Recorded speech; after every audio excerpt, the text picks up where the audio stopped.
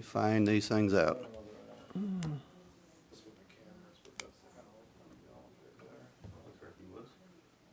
you know, the turkeys, like, they've been across the street and they live here, just standing right behind. They're there every day up there. Yeah. We're on. Hello. All right, mics are live, cameras going.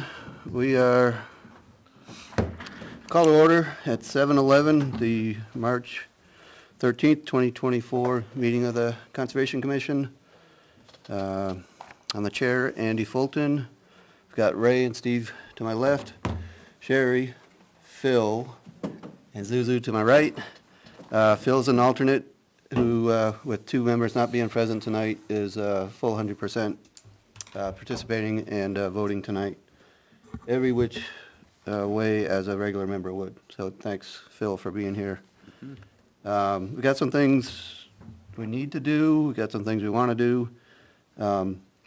But as is our custom, when we do have a guest, we like to speak with our guests front and center. So come on up to the microphone, introduce yourself, name where you live, and share if you just, yeah, pick that up just a little bit. Thanks. Absolutely. Thank you. And what you're interested in. Absolutely. So my name is Tyler Donio. I currently live at 37 Chevy Hill Road in Ware. I've been there for just about 4 years come May.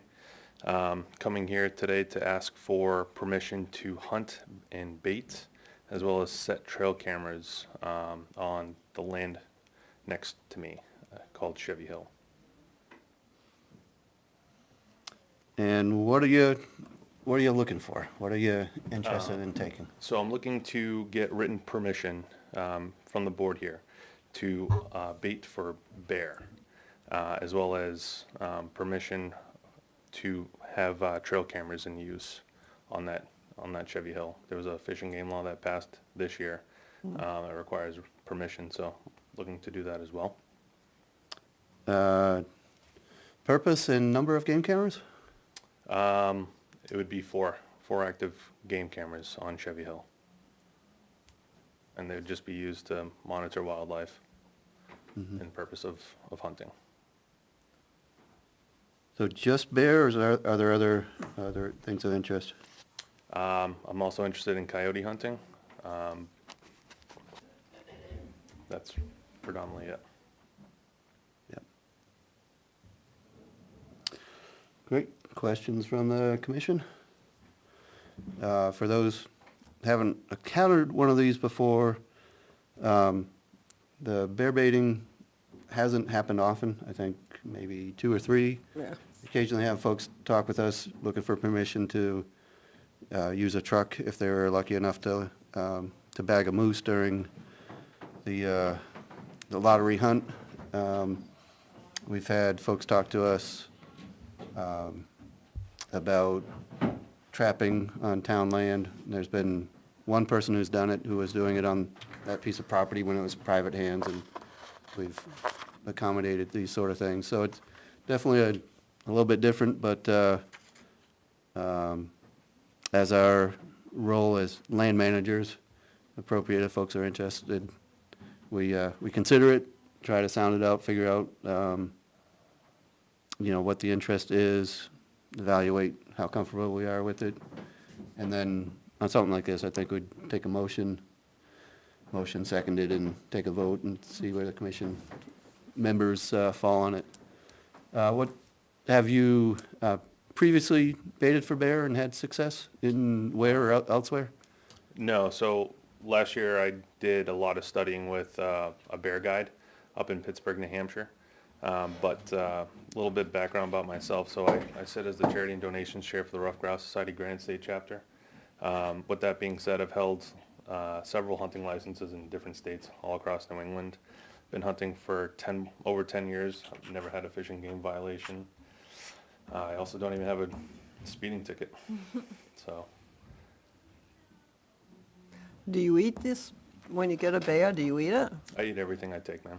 Yeah, I hunt for So fulfillment. if you get 1 bear or 2 bear a year, you're not taking anything else? 'Cause you can't eat more than a couple, right? You can only take one. Yeah, You can only take one in New Hampshire. You only take one? Yeah, you can only take one. Yeah, correct. Fish and game limits.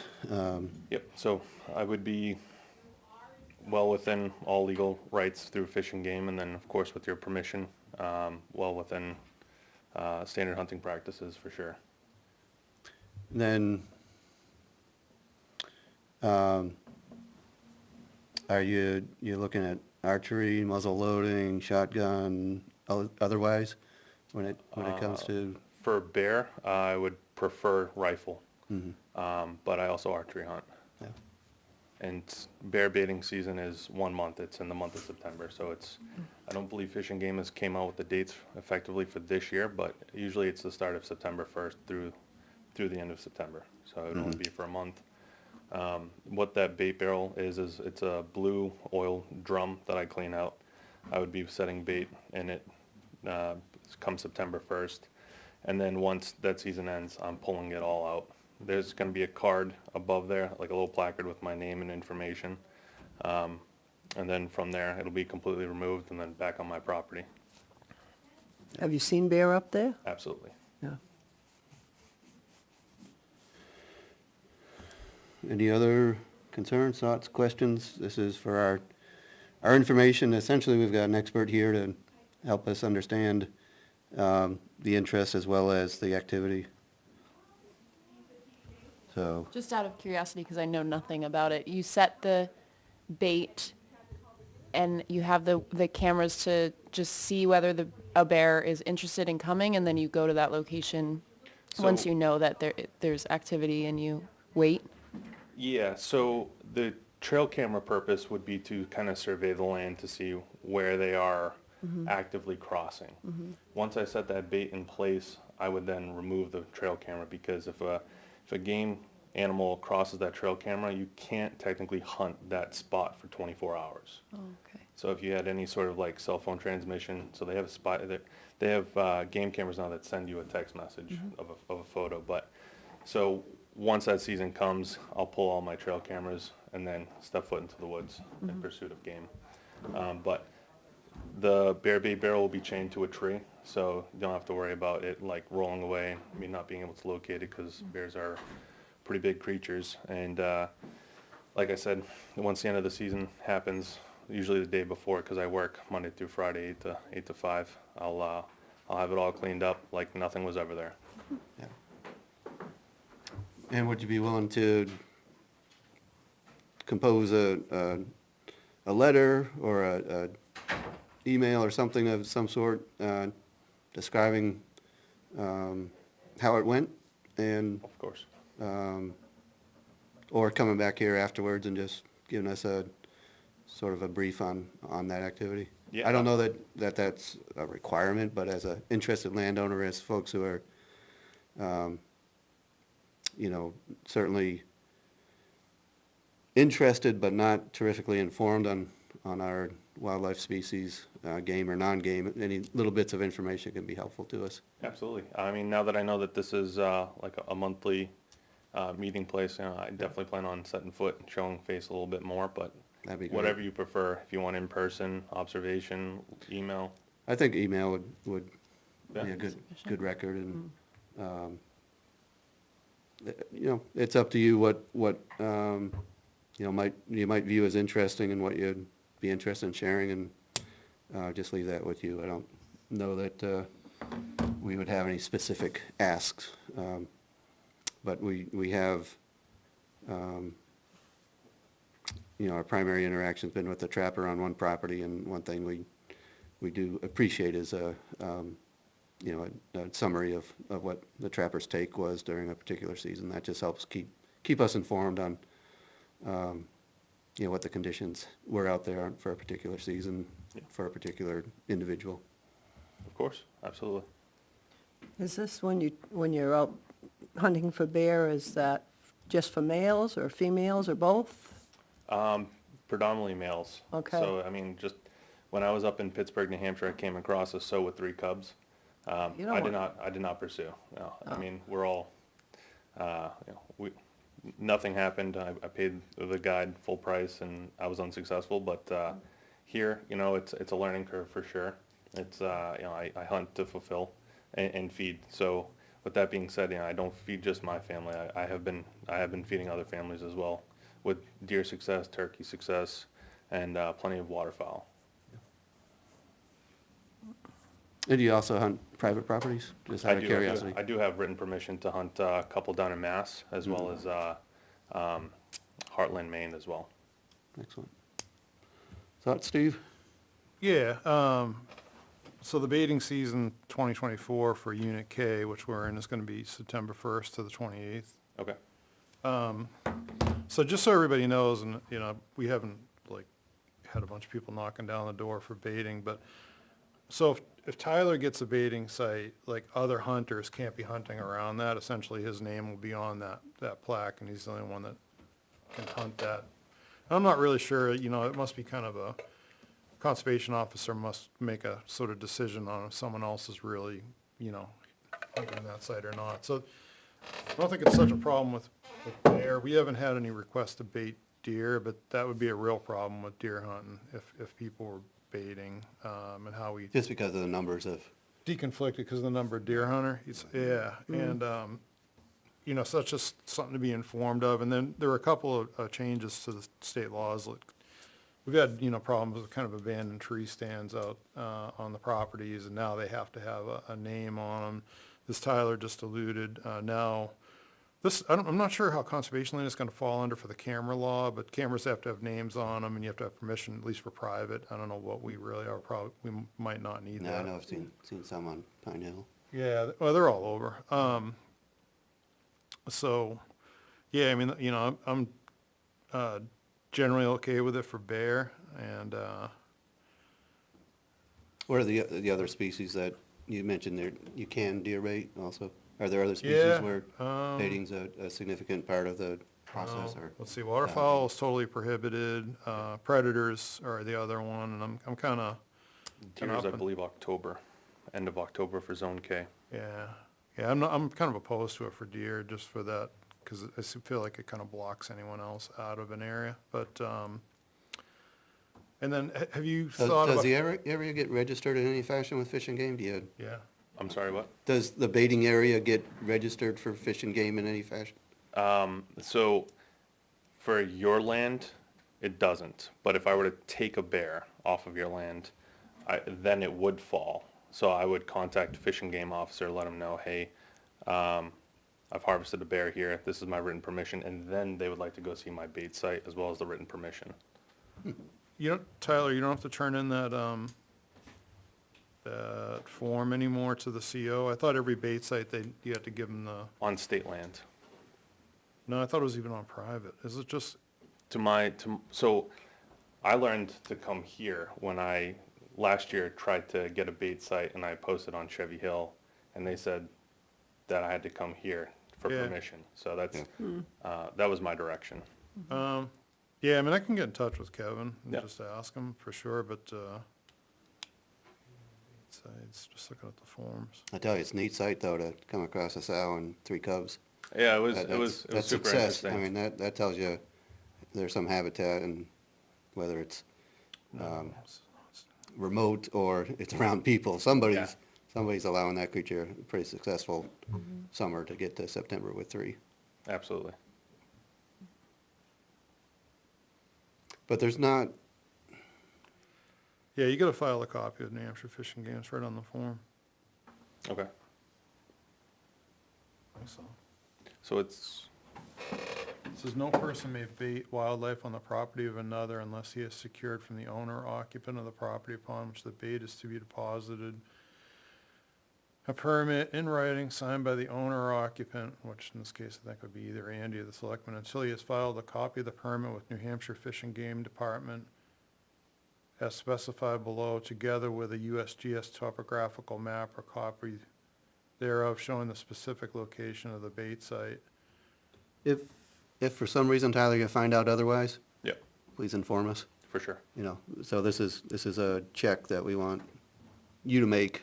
Yep. And, if it's confirmed your initial suspicion, just give us a reference for that so we can educate ourselves too. Yeah, understood. Go ahead.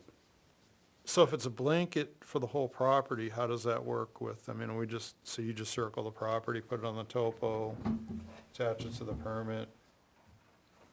Because they're gonna wanna know exactly where the bait site is too, right, on the form? You know? I would just give them exact GPS coordinates and I wouldn't move it. Okay, I mean, so you got that now for us, or? No, I Oh. don't even have That's trail the purpose of cameras. the camera work, is to, Yes, part of it, to get a correct. sense on where they might be moving. When does this have to get submitted by? I know you're pretty early. I am, I don't know if that information Last off the top of my head. time, it came in July and it was getting real tight, and that one ended up being signed by selectmen. Do you recall that? It was sort of a last opportunity, and so it went there, as I recall, about 10 years ago. Oh, yeah, postmark before the first Monday in August if baiting for Right, bear. yep. If not do have a baiting little state memory. on land. A little bit left, that's good.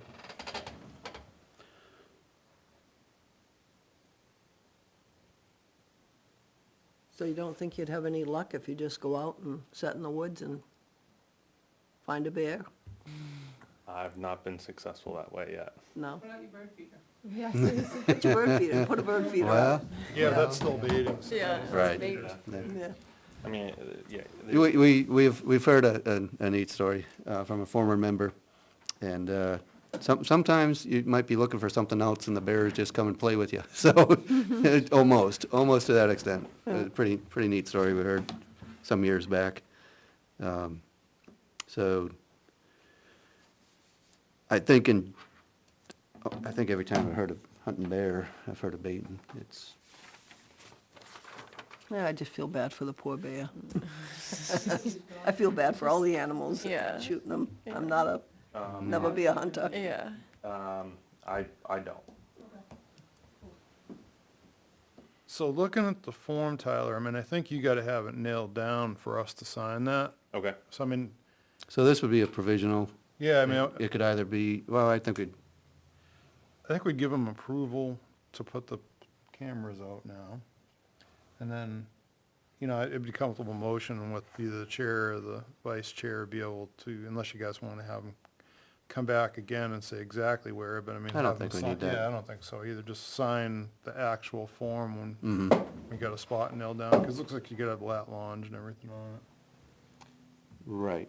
So, right, we'd want to sign the form after it's completed. yep, But absolutely fantastic that you got in touch with us beginning of the year, so that it's not a race or anything that, running up on a deadline.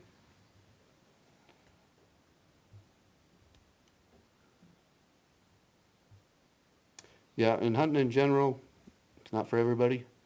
But it's one of the acceptable uses of our town-owned conservation lands, and I think most easements also.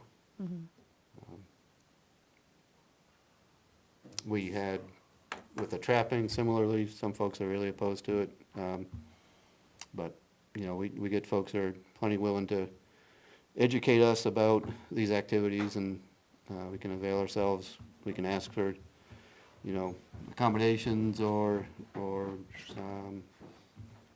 you know, additional opportunity to, if we want to do some legwork, to have folks who are asking something of us, you know, give us a field brief of, you know, what it involves.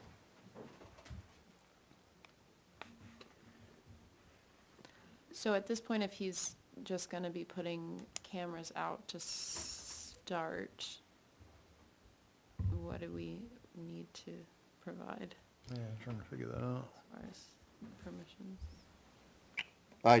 I think we could motion here. I think it'd probably be best to have everybody an opportunity to register a vote on it, but have a motion that would provide Tyler with a written permission, essentially a reply to his email of, was it January? Might have been the end of January. yeah. it was. And say, thanks for coming in. You know, as we discussed tonight, first step is to do some of your research, field work, and we approve the cameras and come back to us by email when you're set and you have the form filled out. Yeah, just digging through this law because it's brand new. So they've got, it's on Fish and Game site, a game camera placed on state-owned or state-managed lands on municipally owned property shall be exempt for requiring landowner permission, so. Oh. We can give it to him, he doesn't need it, you just have to have your name on it, so. Is Chevy Hill state managed though? No, it's Oh, municipal. municipal. Oh, State okay, or municipal. gotcha. Yeah, so it's exempt, Good to turns know. out. Just on the cameras. Yeah, Yep. yeah, so you're good there. But for the audience, those who are hunting, using cameras for that, on private land, get the landowner permission, that's that's the law, that's a rule, that's a field ethic. Don't hunt without permission. And cameras are part of that. Anything you leave behind, put up a deer stand, things like that, it's just not cool to say, hey, somebody's put this up on my property and didn't tell me. So you ready for a motion? Indeed. All right, so I'll make a motion to that, we give Tyler Donahue, permission to have one bear baiting site. You looking for one or more? Just one, sir. Do you need ATV access? I do not. Okay. One bear baiting site On Cherry on Hill. Chevy Hill, Town Forest, and that once he's got the location, either the chair or the vice chair can sign the state New Hampshire Fish and Game baiting permission form on behalf of the Conservation Commission for the September 2024 bear baiting season. I can second that.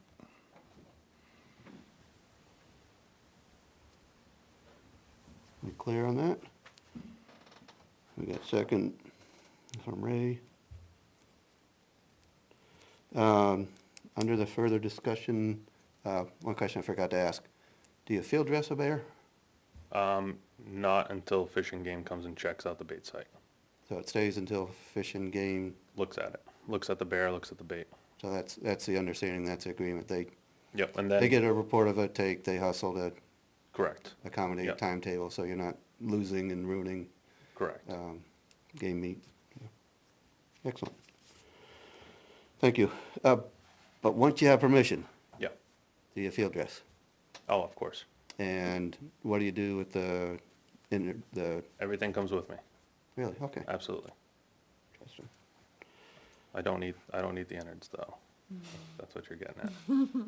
So you don't No, leave those I there just for the wondering coyotes? whether some folks bury them on site or what's done, or I mean, or in the other places they're just left for scavengers, or how that's handled. I'm not a hunter myself, and yeah, I mean- the same would apply to moose, deer, right, so. any other take.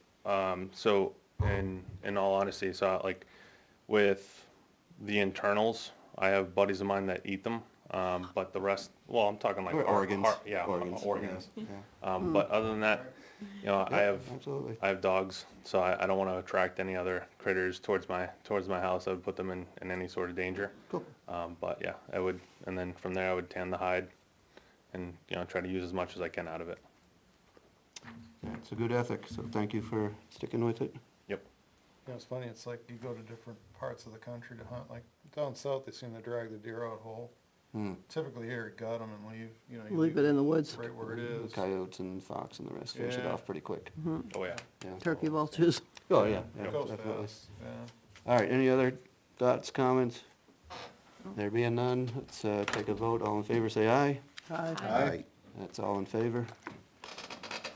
Thank you. Thank you very much. Thank you. Thank you. Keep saying, take it easy.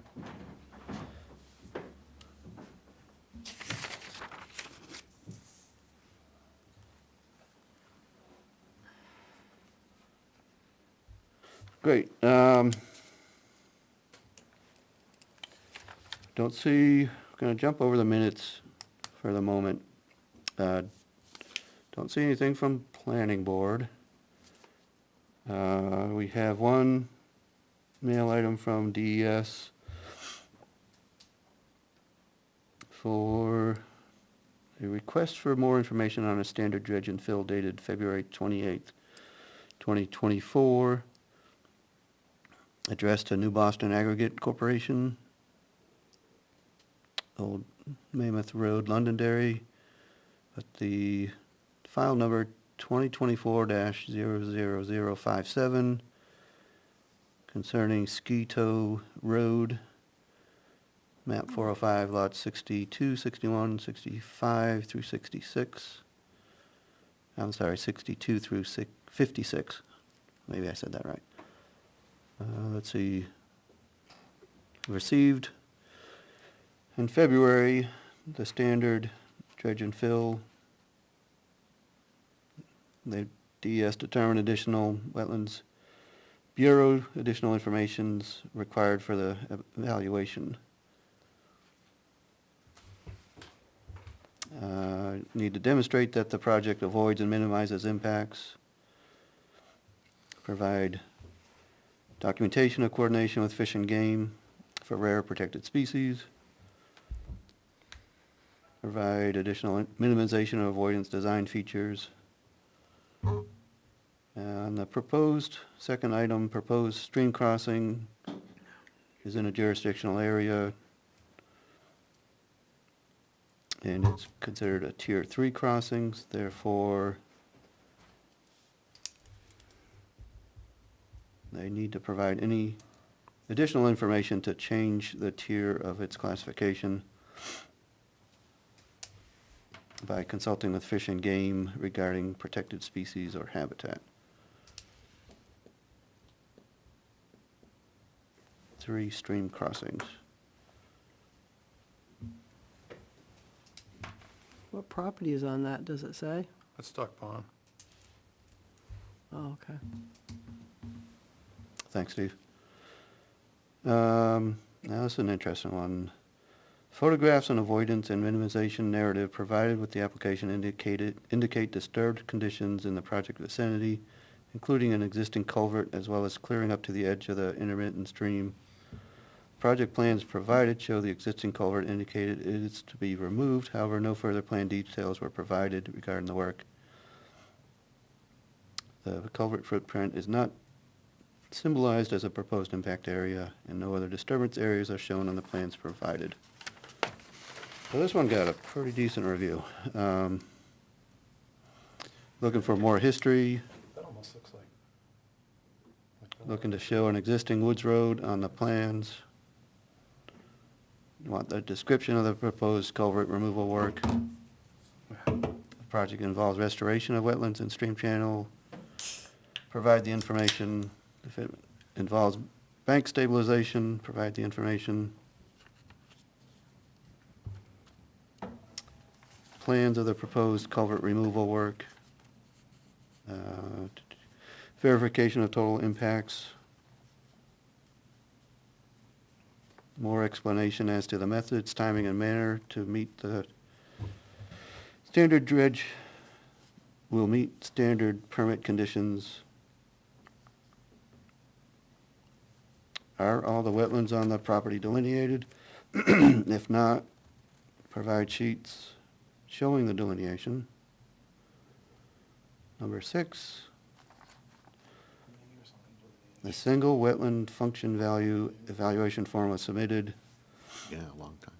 Please address the following: whether the functional assessment was performed for all jurisdictional resources, the limits of the wetland unit for functional assessment, more evaluation forms, show conformity with another one of the rules. The applicant must demonstrate, number 7, that the project avoids and minimizes adverse impacts to stream channels and the ability of such channels to handle runoff or water. How will the proposed crossing configuration, which straightens a section of stream which currently meanders, impact downstream conditions? Please explain how the crossing will realign the stream channel after suspected previous disturbances. And number 8, revised plans including a number of things. Overview, erosion, siltation, sediment, turbidity control, the location of the 100-year floodplain, shorelines and surface waters within 250 feet. Show the proposed channel work, and if the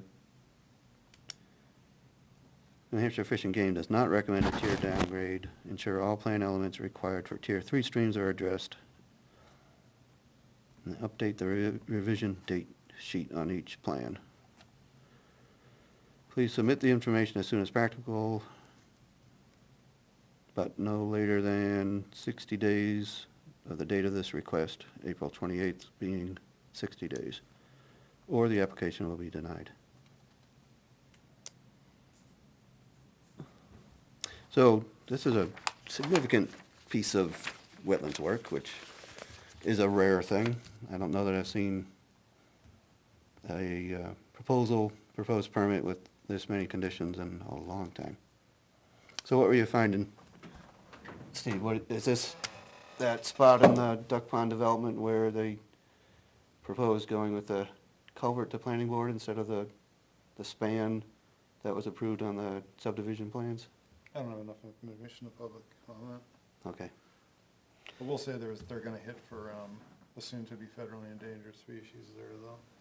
Cause there was a roadkill wood turtle right next to the pond a number of years ago that got a record for. That sounds like they're referencing or aware of something like that. Yeah. So these ones are a little bit challenging because we get very much involved in the subdivision approval process, looking at plans and proposals. And sometimes, like in this case, a crossing of a significant swale with an intermittent stream was proposed as a span, a bridge. But when folks came to actually building it, they're like, I don't really want to build a bridge, I'd rather go with a culvert. And that doesn't come back to us at that point. So I don't know for sure that that's the case, that they're talking about that spot on this property, but frankly, it wouldn't surprise me, so. This is a big FYI from the state, and if we're aware of something, that we would like them to know about, it is one of our, if you look at RSA 36A, one of the things, one of our functions is to, be on the lookout for activities, and share our awareness of the resources that could be impaired by a proposed project. So it's a good thing to be aware of, but like I say, that one's a pretty lengthy list saying, we're looking at this one very closely, so folks doing the work need to step it up and provide a bunch more information. Should we go do a site walk? Because I'm not sure where this bridge is that they're talking about. I don't have a clue. I mean, I know Well, it's, would this also involve the highway department who has to inspect the roads and selectmen and planning board, or what? List of CCs are, Because they're the ones that inspect and enforce the Unaware. plans. owner of lot 405-62-61, Spencer Tate of Meridian Land Services, Ware Municipal Clerk / Conservation Commission. So I don't know when they're two separate CCs for Town of Ware versus Ware Municipal Clerk, whether that goes to different folks within this building or whether it just comes to us. So we could send an email to the planning board to see if there's been a proposed change to the actual crossing structure that's been approved by the planning board. Good. I'd just say a couple things for everyone who doesn't know. So like a standard dredge and fill doesn't necessarily come to the Conservation Commission. A lot of times you'll see an expedited, and they have to come in and get our signature, and then it goes to the town clerk. But standard, they can just sail right over us. But if they're trying to replace a culvert in place of a bridge, those are two completely different design criterias. Because Yeah. the state is very adamant lately about all new culverts and whatnot have to have a natural bottom, have to look for the certain size rocks and soil to make it look like a natural stream bottom. Right. They're frowning on big culverts and just regular bridges. They want, it's pretty lengthy thing So- to do. All right, and from what I see here, I don't have any reason to believe that planning board is privy to this Yeah. correspondence, or whether it would hit their radars at all. I don't think so. So we can certainly ask questions, give heads up. We can request of the applicant a site walk to have a look at what they're proposing to do. They don't need us to sign off on it because No. the amount of impact area puts it in that standard category that they need to get, you know, the full-throated Wetlands Bureau review. There's a lot number there and stuff. We should be able to get a map or something. It have the suggests, I plans. mean, it's our, does They're it, downstairs. does it impact our open space lot? Is that what they're saying there on that CC? That the crossing is actually across the open space? No, it's in the road. It is the road. Right, but the road, What, Naomi? It's phase 4 of their roadway infrastructure. Yeah, so we've got the paper maps downstairs if they're useful to go get them. I don't know if you wanna get into that level of detail. I don't know of anywhere else where they were proposing a substantial, I mean, this is going back, what, 15 years ago when this was? Yeah, so this Paul is, Moran was the chair of planning board, so. yeah, so what's the, can you tell what the design shows, Naomi? Was it a bridge or a culvert? Was a culvert? So what that's saying then is that probably back on the original design might have been before the state upgraded the stream crossing rules. Maybe. So they don't get a pass on that, so they've gotta go with the newer ones unless Fish and Game goes along with downgrading it.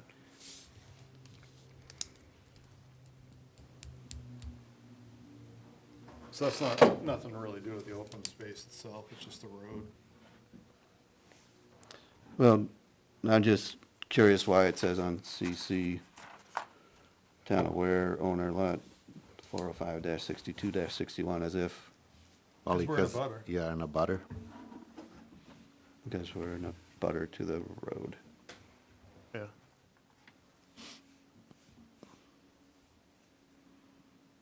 They came before the selectmen as well. Did they already?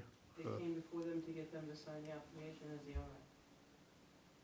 To sign the, are you saying Naomi to sign the standard judge and fill application? As the owner? That's why you got a CC to the owner. Says town aware owner of lot 405, 62, and 61.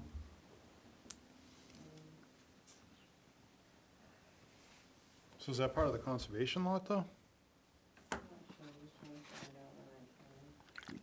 Oh, I know they just came.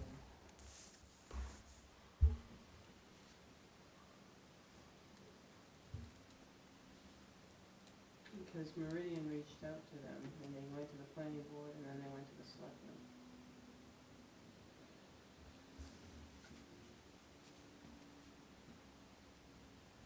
And this is all because their original permit expired? No, they were supposed to build a bridge, they wanted to build a bridge, now build a culvert. oh. More money to do the bridge. Oh, yeah. Engineering and everything, you don't have to have that with a culvert. Yeah, with one of those Mitchy ones, though, that wasn't that big of a deal when we did it. No. Nice bridge, too. Oh, they're nice. Culvert's a lot cheaper, though. Oh, yeah, for sure. So Skeeto Road. So which one was it, 62 and 61?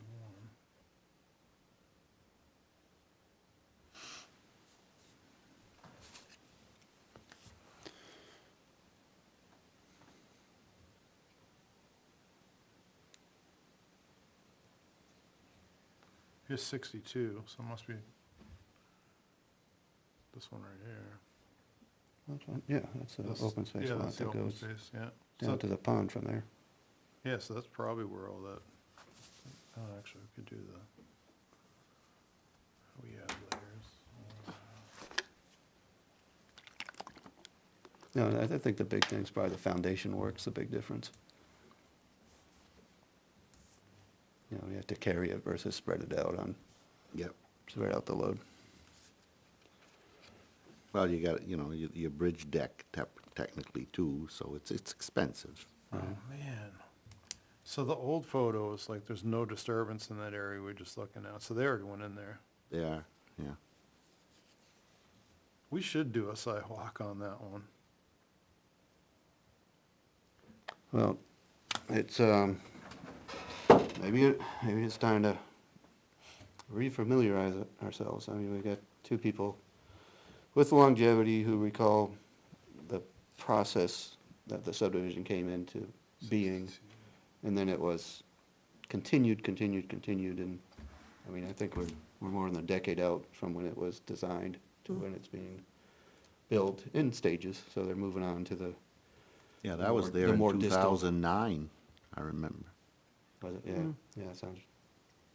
But I mean, About I 15 years. personally don't drive out there, maybe once or twice and since they But- started. It would be perhaps a good idea to have everybody familiar with what's coming down, because it is there's a conservation parcel as well as easement across private landowner parcels that are part of the conservation or the open space plan conservation management requirement. They've got the wrong parcel number there too. Cause that one's just 62, the open space, and then 6263. 62.63. You have access GIS? Yeah. Yeah. The heck is 62.61? Is it 62.61? They do have that, yeah. Do you see what that is? I don't, I found the minutes, so they came before the selectmen December 11th of 2023. So where's 62.61?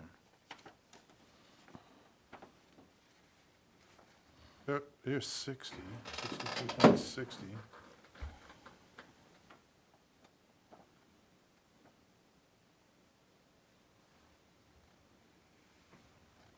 What if they mess something up? Maybe you could just do, so it's.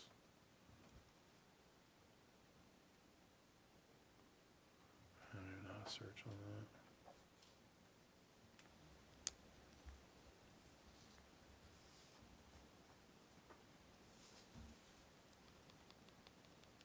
Sixty-two point sixty-two.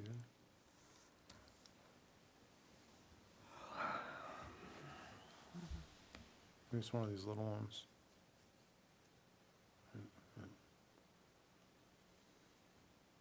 Three. Uh, 56. So this is under a category of, you never know what you might find in that mailbox.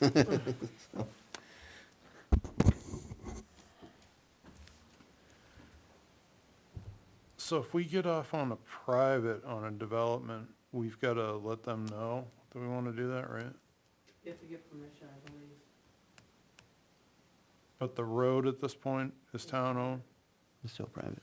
But it's access to our property though, so how does that work? They maintain it, we don't, so. We don't maintain it at all. Right, but I'm saying, I think we have rights to it, get to I our, think you have a right to if there's an application in front of you. The The selectmen, default there was in, permission given and the board signed it.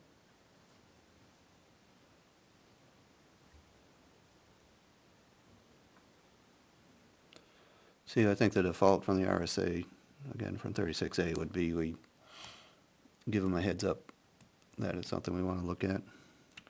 yeah, but it might be on our property, by the sounds of it. Right, which is a different point than Power's description of what a conservation commission does. So do we have, We don't collect information on private property without landowner's permission. right, but if it's on ours, Yeah, yeah, that's, so is that updated application on file with the clerk?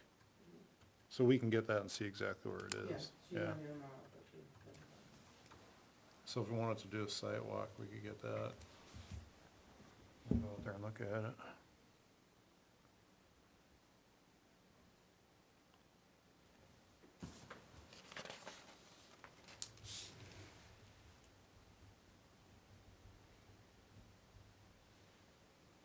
Well, I think we've got something, we do have some field time. When is it, the next,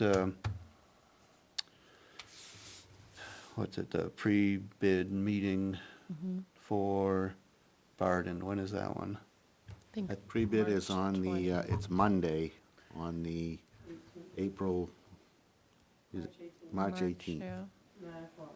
yeah, next Monday. So there's one item already in the next week or so, that's akin to a sidewalk, So although, that is coming back, just so you look at, December 14th of 2023, they appeared in front of the planning board with this application. oh, that was after the selectmen signed, No, okay. the selectmen didn't sign until 12/27, because they didn't, because Ricky wasn't at the meeting. Oh, right, So what they did is, they stated that there's a provision in the deed that they reserve the right to construct and maintain structures. The NBAC does, but they will need to come back to the planning board before the new bridge gets constructed to amend the previously approved subdivision. So they So do. they're it anyway. talking bridge there, they're talking culvert here. Culvert Bridge.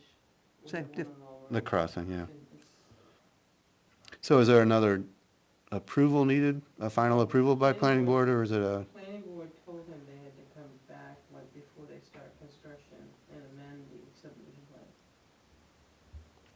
That's what they told him on 12/14. And then after, they also recommended that it be passed to the selectmen to sign. And then we heard him on the 18th, but because people stepped down and weren't there, we ended up not doing any action until the 27th of December. And that's why it's dated for February, because it was a holiday and all that. That's kind of an image of the area, just so you get an idea.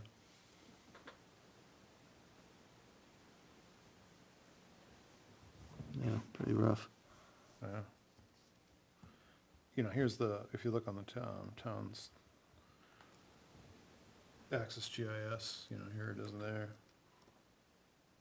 So it looks like it's like right in, you know, where that asphalt ends, just beyond it. To the right when you went there. Yeah, Yeah, I mean, it looks like straight ahead on that ski slope Straight. road, Yeah, right off the end of it where the asphalt is. I think you go in, and you're facing houses, you go to the right and the Yeah, asphalt ends. Yeah, it looks like there's a house already there. yeah, Those those are- are I in. think they've built up phase 1 already. So it looks like that's already been entered. Yeah, that sure does. It's gonna be market driven, I think, too. If there's no market for any more homes, they won't build the road. Yeah, trying to balance revenue and expense out, yeah.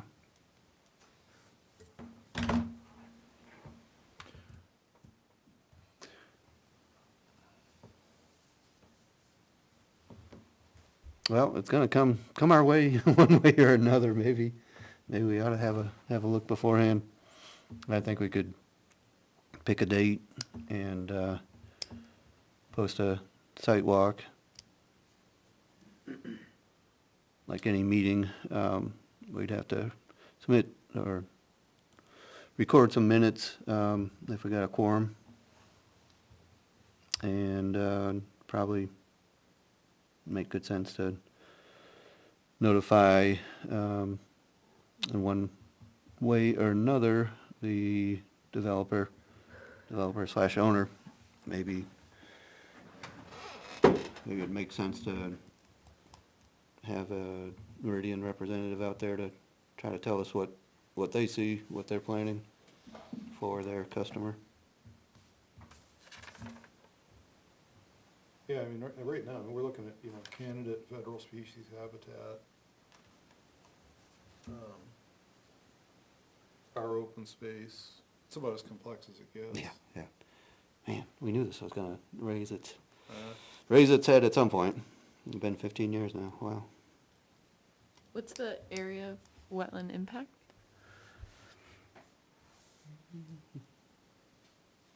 I forget, there are a number of different things that trigger the standard permit, dredge and fill permit. And I don't think on this request for information, they say, so that'd be on the application, but I don't know for sure that we've got that here. But sometimes it's not the amount of impact as opposed to you're dealing with stream channels, and once you have channelized flow, intermittent or steady, it's a different level of concern or permitting, I think. He's got till April, I think, to do their list, or else he gets denied in That's the real. required information is to be received no later than April 28, 2024, the application will be. Yeah, so it ought to be front and center if they're gonna get to where they wanna go. You know, just kind of interesting side comment. I find it a little disturbing that someone can walk in and do the application, get through the Board of Selectmen, and like us never even hear about it. Yeah, That's kind of screwy. I mean, we should get copies of any applications that even if they are standard, that are on the town file. I mean, somebody should say, hey. yeah, and I mean, this one's even more so this is, bisecting town-owned conservation, open space on the subdivision. You know, it'd be a fairly interesting point even is to go out there and, because the monuments weren't set, how do they even know that they're where they're saying they are? So it'd be interesting to see the plan and then look for the monuments. Because if they're not there, the whole thing should be held up. Well, I thought the monuments weren't there a few months ago. So this is, for Zuzu and Phil, so there are two subdivisions that this happened on, and now the planning board's changed it where they accepted the subdivision plan without the monuments being set.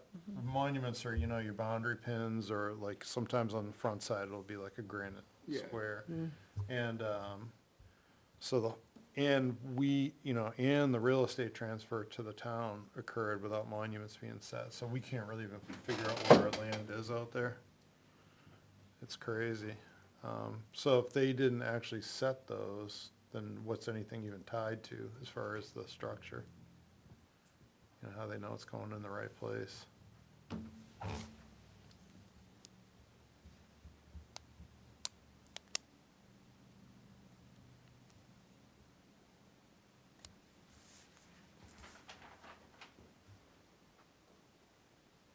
So we're running into time of year where we get some late afternoon, early evening daylight back.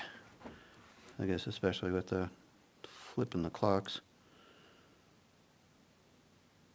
Would folks be available for a field walk? I'd say either the 20th or 27th of this month. I think those are both Wednesdays. I'm going the 27th. I'm around the 20th. 20th does not work, but 27th does on this end.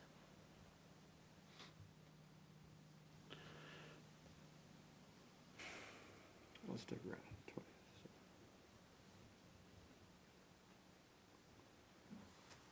20th.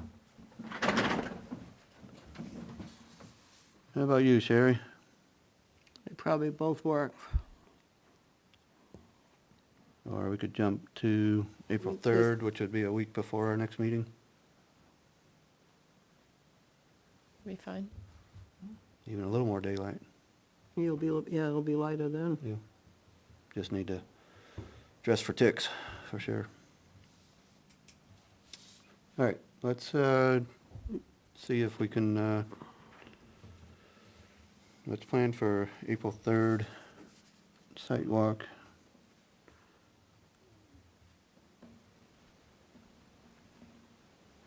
What time? That's the earliest folks could make it, possibly. That could 4:30 be- a possibility? 4:30 in the morning? Here I go talking about evening light. Yeah, yes, it doesn't matter for me. 4:35, what works? 4:30 is You fine. around, Ray? You'd be a good one to have there. I know, but we get so busy this time of the year, I can't commit to anything Yeah. a day ahead of time. I never know how late we'll be on a job or how much we got going.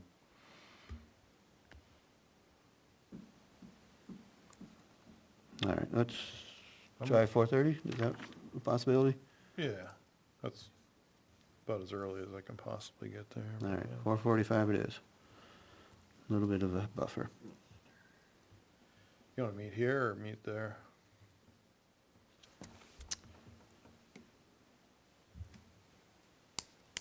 I would,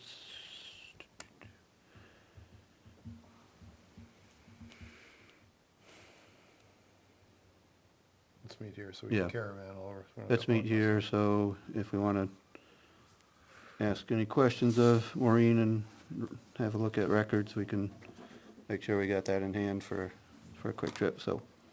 Here at town office, 4:45 on April 3rd, 2024. That's a Wednesday? It is a Wednesday, at least Okay. as I looked at it. I'm pretty sure I got that right. Yeah.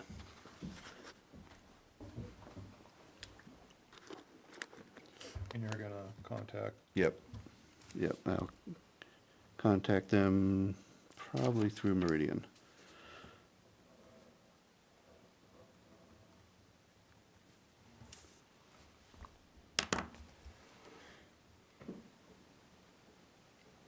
Naomi, would you be able to post a special meeting, a site walk of the Conservation Commission for April 3rd at 4:45 here at town office to go to NBAC's place?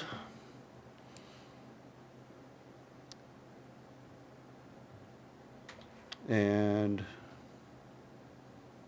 I'll give a heads up to Planning Board and Board of Selectmen that that's what we are intending to do, as well as contacting the owner.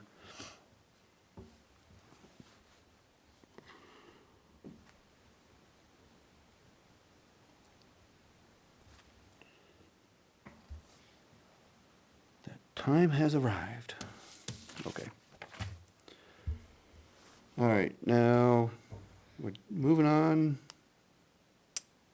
Everybody okay to move on to other things? Good.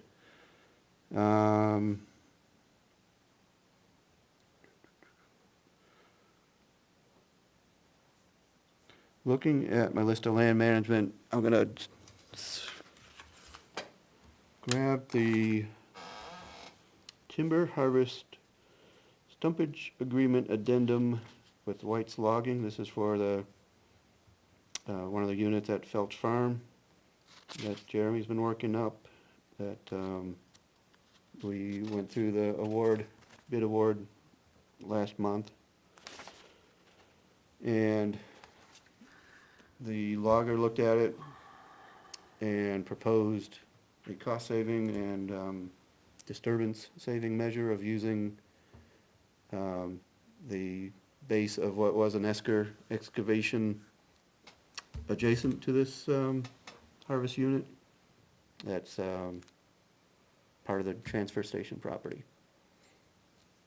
And ran that by, logger ran it by the forester ran it by us, got the Public Works Director informed and consulted, as well as speaking with one of the selectmen.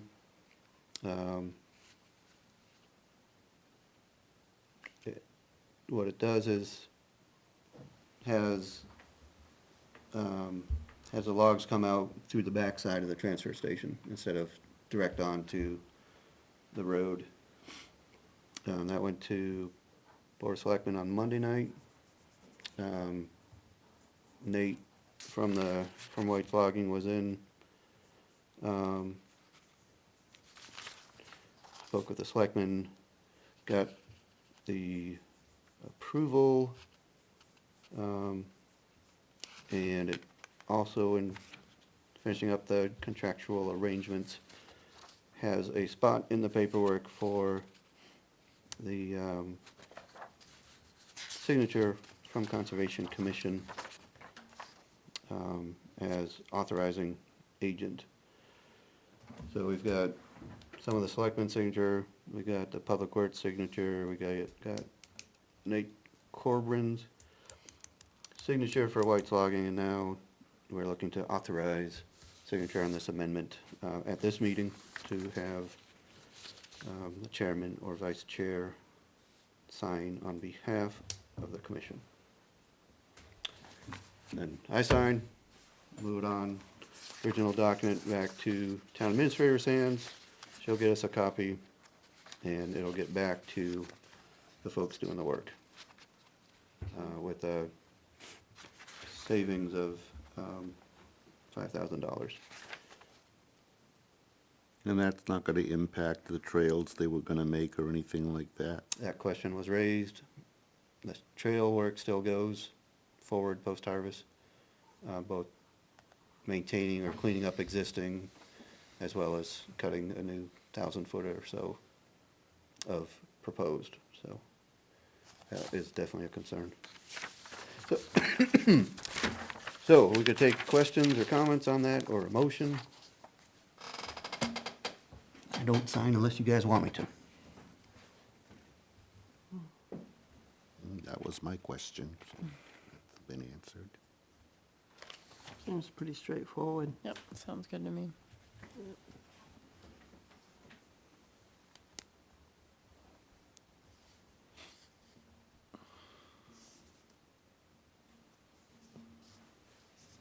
Just waiting for that motion?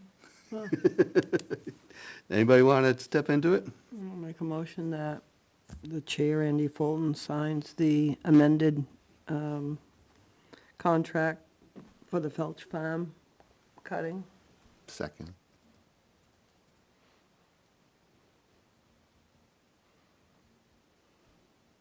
Thank you both. Any other thoughts? There being none, all in favor, say aye. Aye. That sounded like all in favor to me. So do we.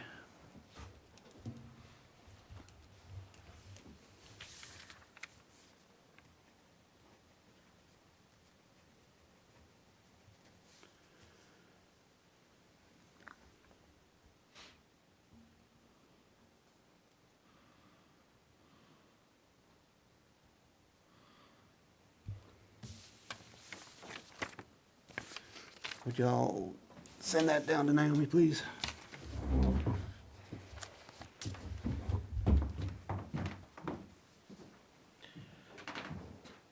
All right, I think we just, moments ago, reminded ourselves that March 18th, we get to cover a 9 AM meeting at the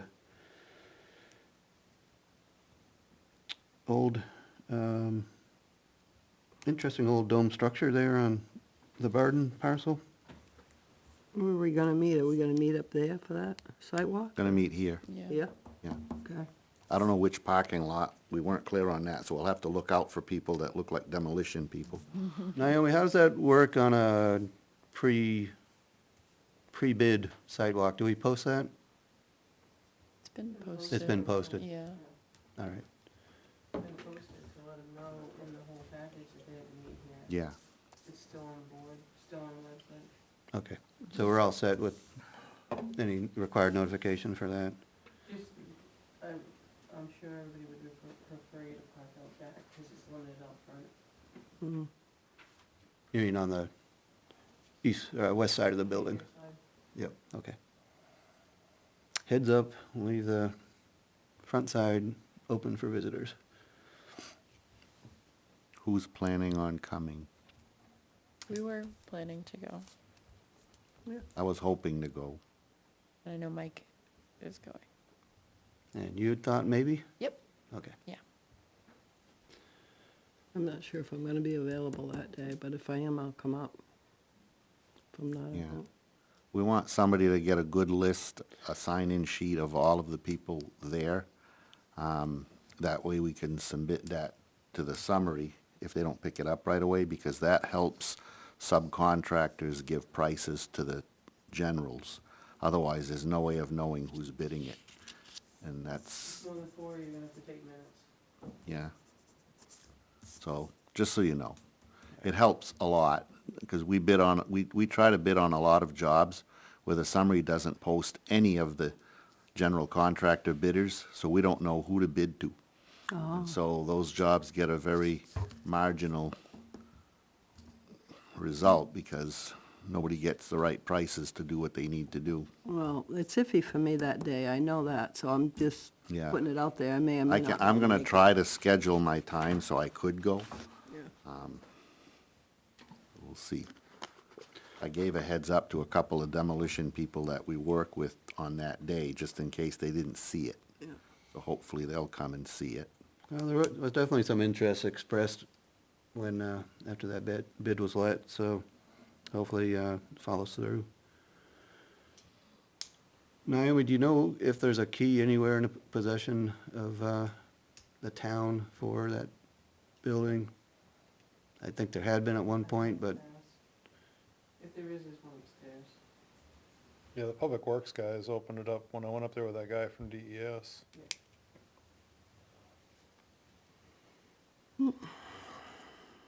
so you could check on that for us? So that folks coming in, Monday morning would have that opportunity, not have to break something. More fun to kick the door in anyway. Probably already been done. Yeah, I'm sure That it's could been be, done. that, well, yeah, it's vacant and, You hope it's vacant. yes. So procedurally, if there's not a quorum, it's just a walkthrough, take the attendance, and that's all you need, right? Mhm. If there is a quorum, then there needs to be minutes. I can stay home. And that's for sure. more than four or four or more? Four or more. Yeah. Yeah, just, record keeping. We'll wanna, Well, Are you could gonna be always- there, Andy? Could always talk to each other the night I wasn't before, planning on make it. sure who's gonna Um, be there, who's not, and if you don't want a quorum, make sure there's just 3 people going. Yeah, I mean, it's pretty iffy for me to be there, so say I'm not gonna go, and that way you can plan whatever. Yeah, I'm not planning unless there's an emergency. yeah. Actually, when is the date? the 18th, The 18th. it's a Monday. Oh, this Monday? Yeah, I'm definitely not going. Yeah. Well, I appreciate folks, being up to the task. Internal coordination's important so that it doesn't, say, fall on just Zuzu showing up there and nobody else is there. So we wanna make sure to touch base with Mike. And, you know, if we find her in a gym, I'm close by and can't help out, so. Okay. Let me know. So I'll be there, I'll be back up, we'll say on that one.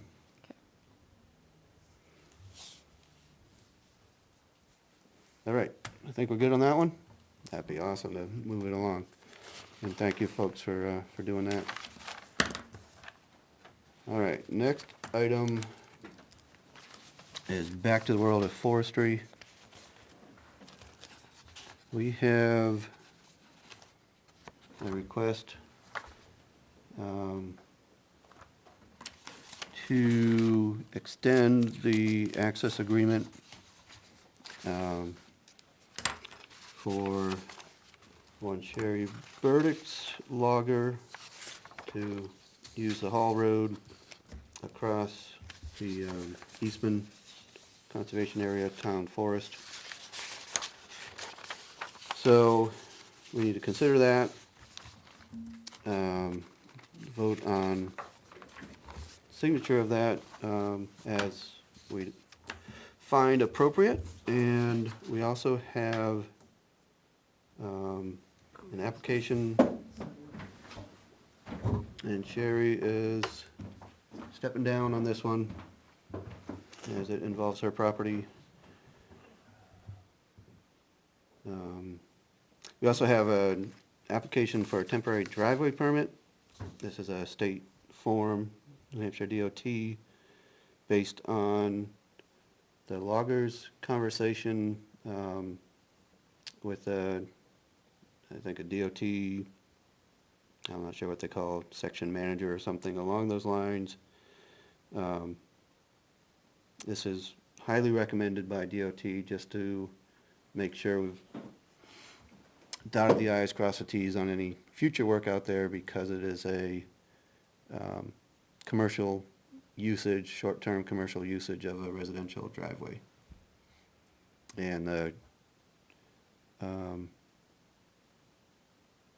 concern is that if there needs to be anybody contacted because of, say, drainage gone afoul or track and muck onto the roadway, we've got that in DOT's hands so they can make the necessary contacts and make sure that anything that's run amiss can be taken care of during the logging or log extraction or forest products removal work, as well as the equipment. So it's two things. One is just to square away that loose end, and the other thing is to give permission for, see if it says, period of April 1st through April 1st this year through March 31st next year, 2025.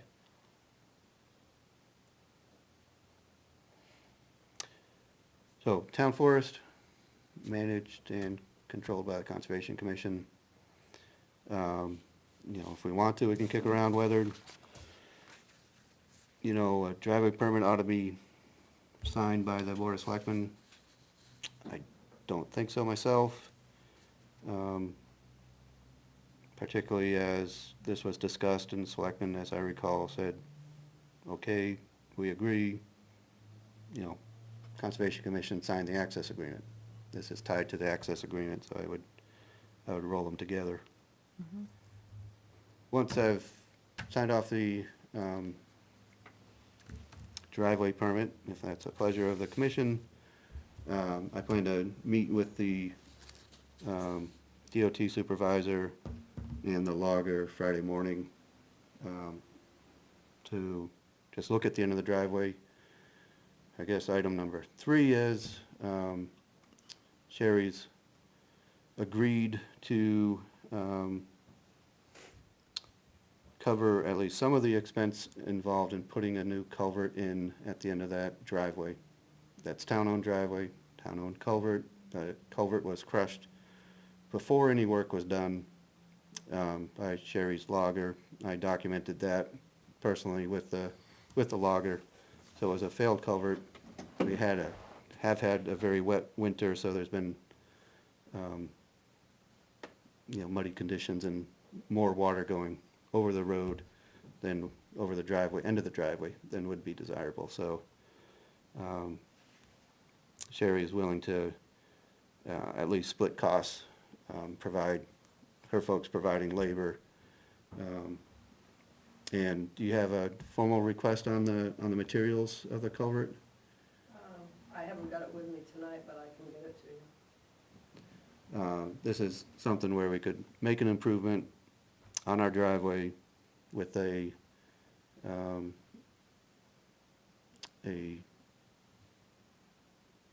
relatively small cost, unless we feel like, you know, some other arrangement ought to be arrived for that. Steve? So, I think we need to be thinking about the permit too, and, you know, kind of looked on, maybe make a motion that we use up to, 1,500 out of the town forest account that's just been authorized by the voters to purchase, culvert and, erosion control, materials, preferably silt logs, for the installation.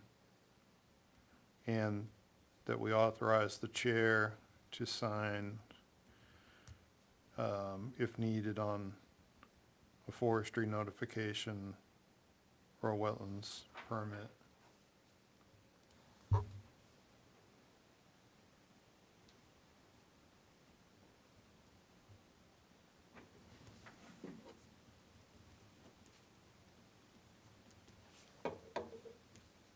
Can I ask one clarification from Naomi? So on the purchasing policy, Naomi, for like something like that, refresh my memory, what do we need? $2,500, you So- need 3 quotes, We're under it, so we're good, right? if you're under it. Well, if Sherry's making up the difference, if we're just throwing 15 at it, then, I mean, we're under it, that's, right? Does that sound On fair? the website, it's up to $1,500. I mean, $2,500, 2,501 goes to the next step.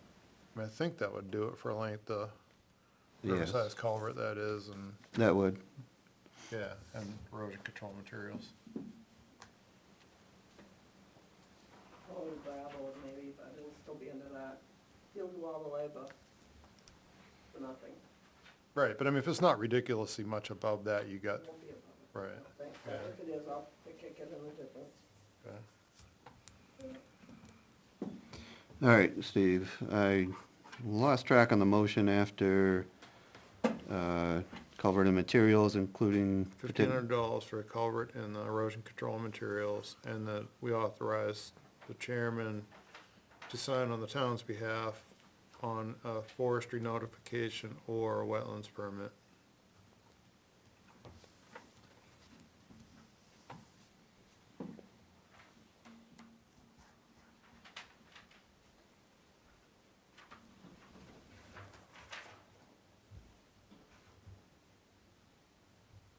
And how would we arrive at an understanding of what's required, one or the other? He's a licensed forester, you didn't know that. Okay.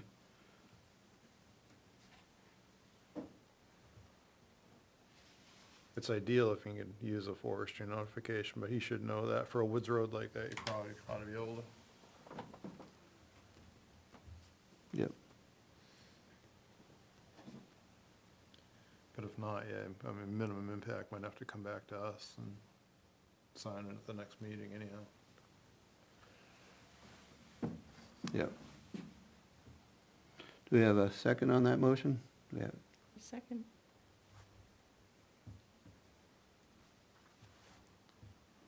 All right, duly made and seconded. Any further thoughts, concerns?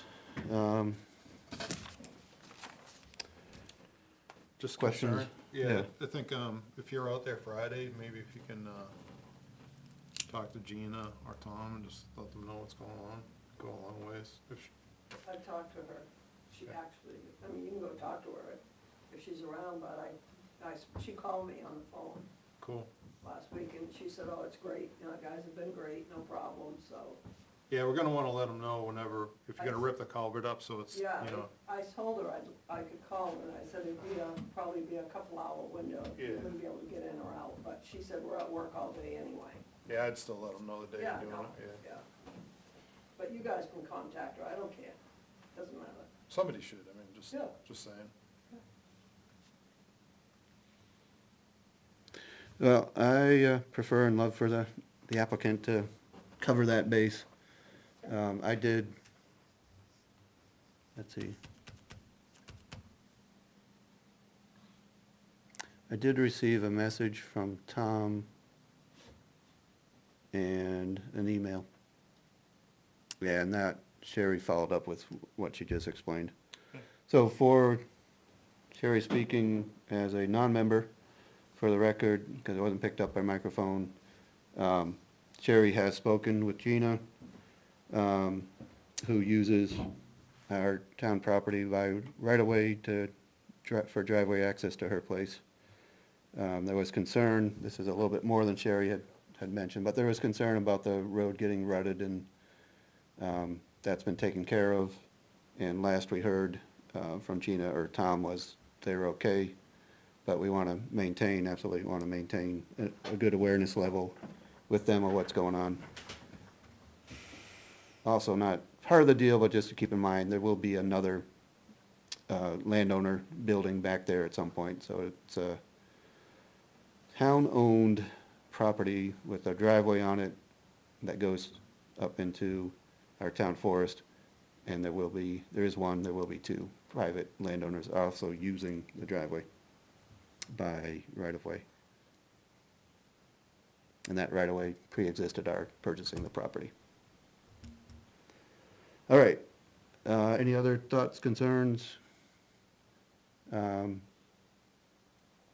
Naomi, do you have anything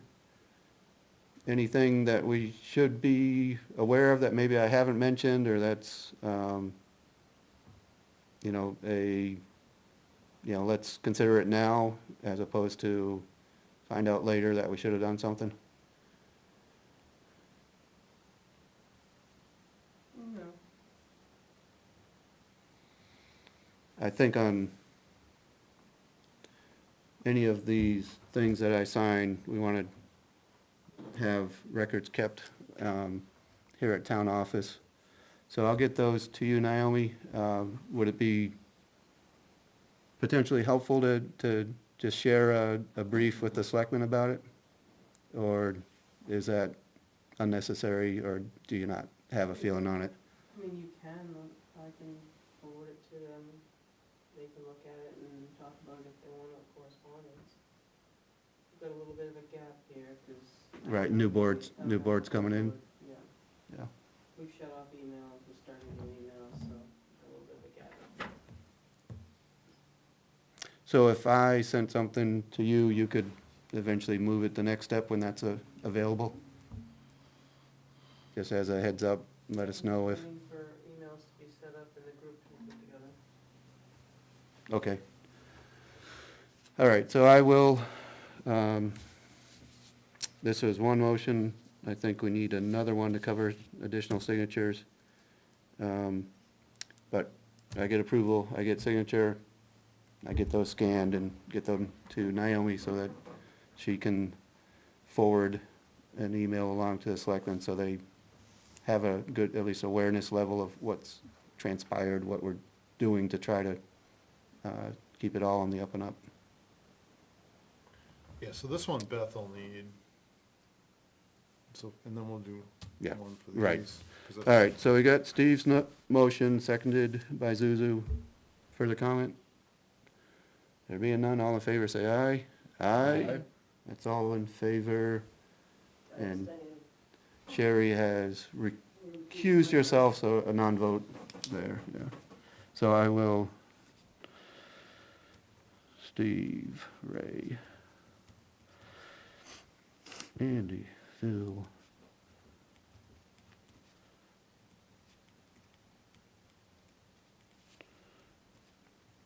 So I don't think it's an abstained if you're not at the table, so you had already stepped down. Great. All right, so now I'm gonna make a motion for Andy to sign the,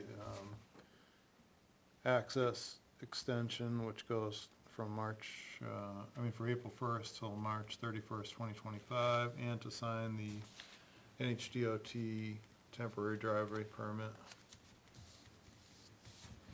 I will second that motion.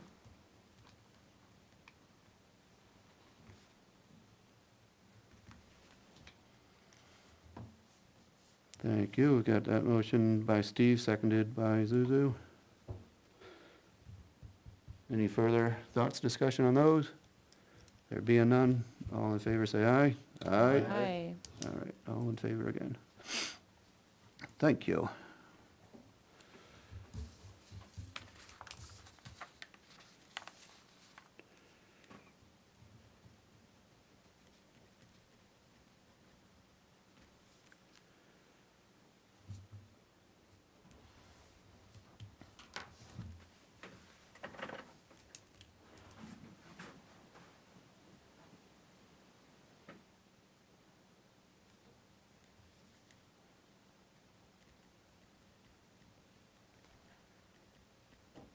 All right, so we're done with that item. Come on back, Sherry.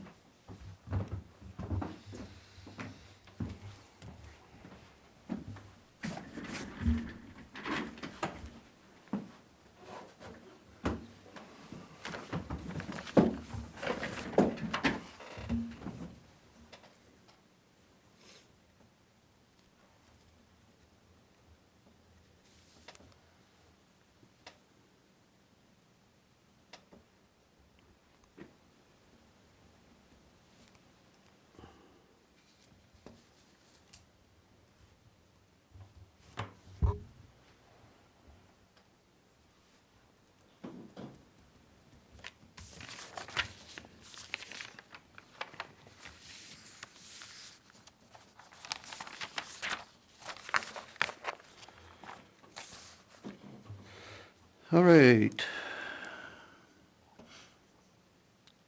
Let's see, we've got a suggestion that Steve made on the next item on the Banks Schmid Hayfield lease consideration. Maybe, Steve, you could introduce what you found and suggest how it would apply to what we need to do for the hayfield. Naomi did send us an email, heads up. We need to make arrangements to be sure that folks, anybody doing haying on the town property is appropriately approved, contracted, concerns, indemnifications, insurances, and all that necessary paperwork is in order. And way back when, the Board of Selectmen at the time of property acquisition basically said to the farmer, it's okay if you continue haying the field. And we have not progressed beyond that point. So 10 years later, 10 plus, I think, or somewhere on that order. It's high time that it gets taken care of, and one thing that's been revealed through the past few months of consideration on the Banks property is that we have a role that we need to dutifully fulfill regarding managing the natural resource assets of that property. So Town Conservation Land, Conservation Commission manages. Goes back to RSA 36A, the enabling legislation for a Conservation Commission. So with that preamble, Steve, what'd you find and how could this work for us? So just looking around at, what other towns have things going on, Hollis had a couple different, lease agreements, and, for a small field like this situation, pretty similar acreages, what Hollis worked out is that, they essentially set up that contract that I emailed to everybody to just have that, that farmer pay, essentially what the town is missing out on for property tax. And so we would, to come up with a number, we would just have to ask, assessing kind of what 7 acres in current use is worth a year, and it's not much. So I think, I think the general idea of what, what's going on with that field, probably at least as far as we're concerned, is that farmers is just, maintaining grassland forests that otherwise, would start to get away from you pretty quickly if it wasn't maintained. That'd be And- bushes.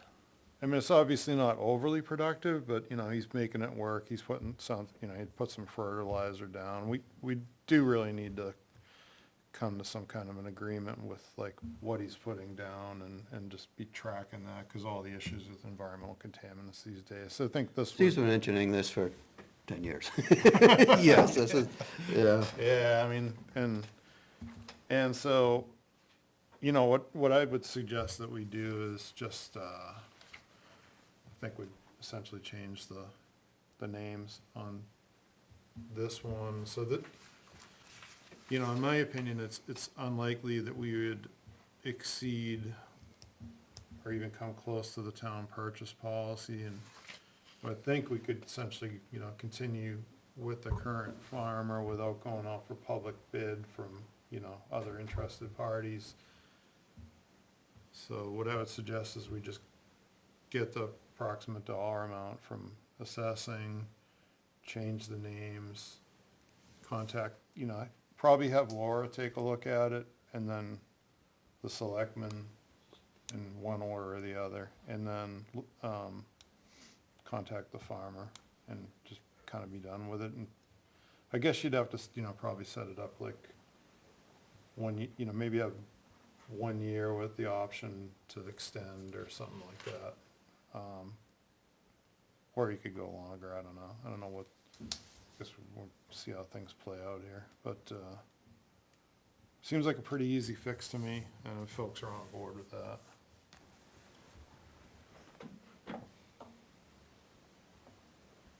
Well, it makes good sense to me. And Laura would be a good one to pick up, anything in the language that needs to be tuned to our municipal model, if you will. And I think on this one, we'd also have a discussion with the Board of Selectmen on it to make sure that we are in agreement going forward once we have the numbers figured out and we've got language drafted. So maybe we could try to get those numbers and get that language together for further consideration next month. You know what I'd rather really see us do is just, I'm trying to pull up the language on the legal policy. Because you can do this in an hour.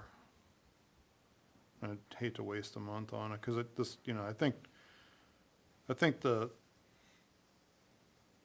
guy that's managing the field, he's putting time and money into it, and want to protect him and us. Good point. So, what I would just assume do, if everyone's good with it, is vote on that requirement to get legal support. I'm trying to find that. You know where the policies are on the website now, or? Front page. Huh? Homepage, Oh, it's on the front page, homepage, yep. Under ordinances. Okay.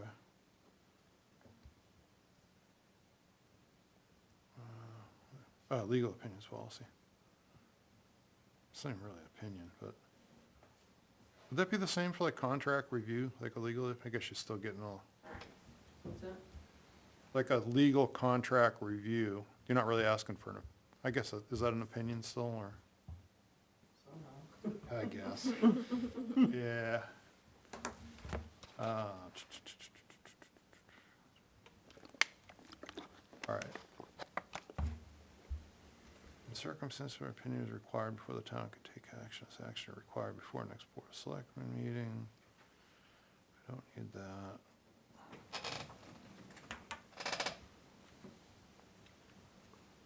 This is gonna be in writing. All right, any questions pertaining to a committee board shall be voted on by a majority of said committee and or board to authorize the chair to reach out to the attorney. Attorney will be directed to respond to the chair of the requesting board or committee as well as the Board of Selectmen.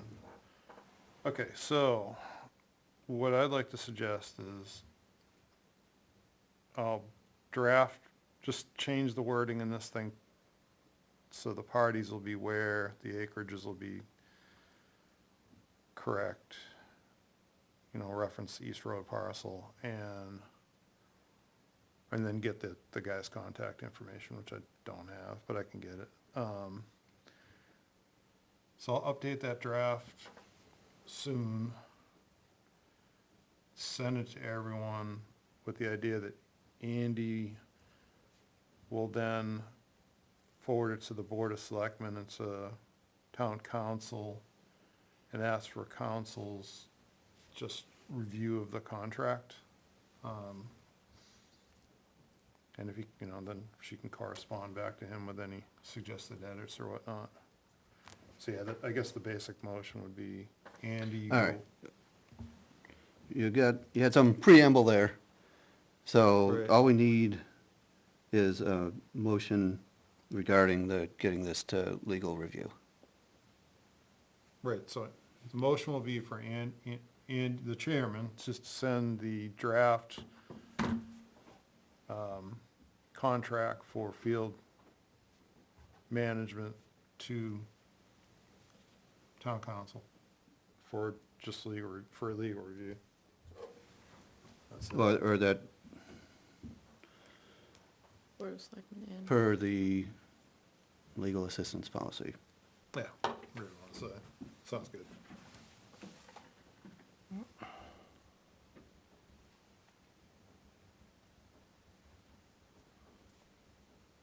We have a second on that? Second. All right. So motions for the chair to get the draft contract language to town council per the legal assistance policy. Got seconded by Sherry. Any further concerns, thoughts, considerations? Looking around, seeing none, all in favor say aye. Aye. Aye.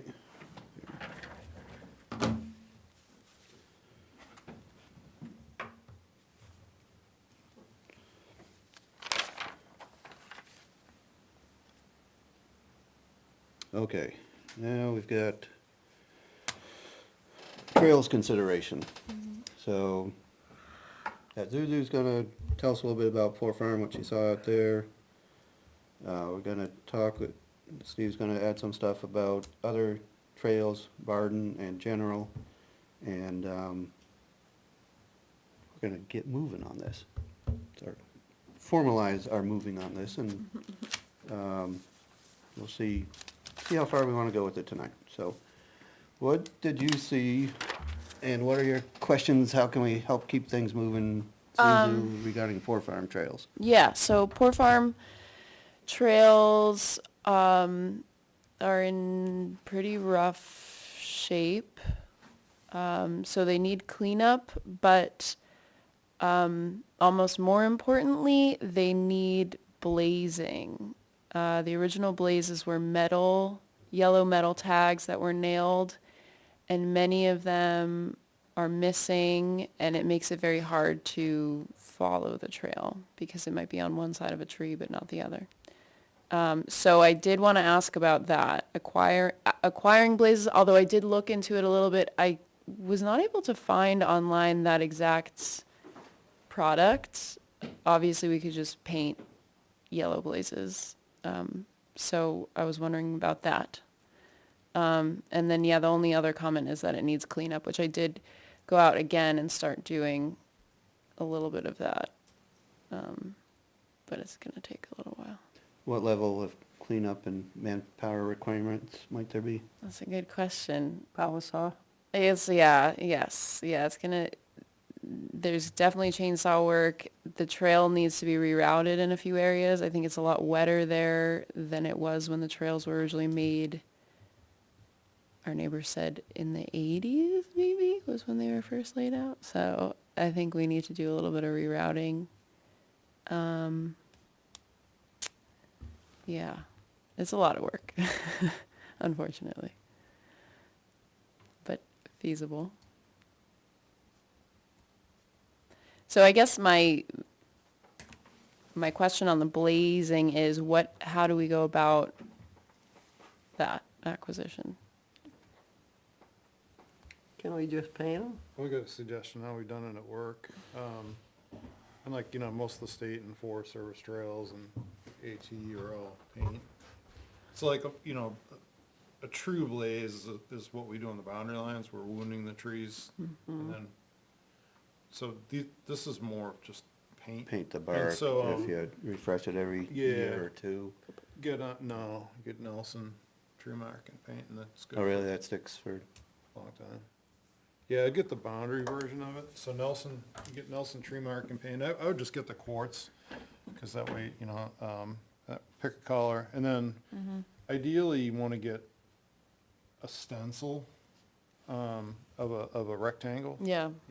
Or a couple of them. And Yeah. then get what's called chip brushes, those really cheap paint brushes. Yeah. And I'd get, if you don't want to be covered with tree mark and paint, Yeah. order some gloves too for that. And yeah, and that's kind of the way they go. So I think you want Nelson Boundary paint versus the regular tree mark. And I think Nelson Boundary lasts a little bit longer. Okay.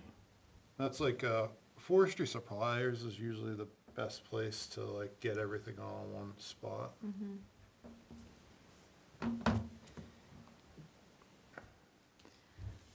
And then if we want to go with like yellow or white for kind of standardize our trail marks. What are the rest of them that we do have out? Are they? Yellow, I think, is helpful, because like in the winter, white can White, be tough to follow, so yellow, and that's what's there, although we'd probably take down those metal ones. So yellow would make sense to me, but, I mean, obviously, white is very common. Boundary for all the town land right now. Oh, You that's a know, it good does, point, I mean, yeah. that'll be different. It could be a little confusing if you're looking for yellow, and then you just, I mean, there's a bunch of options, I mean, so like, yeah, and I've seen like, I think white is AT, yep.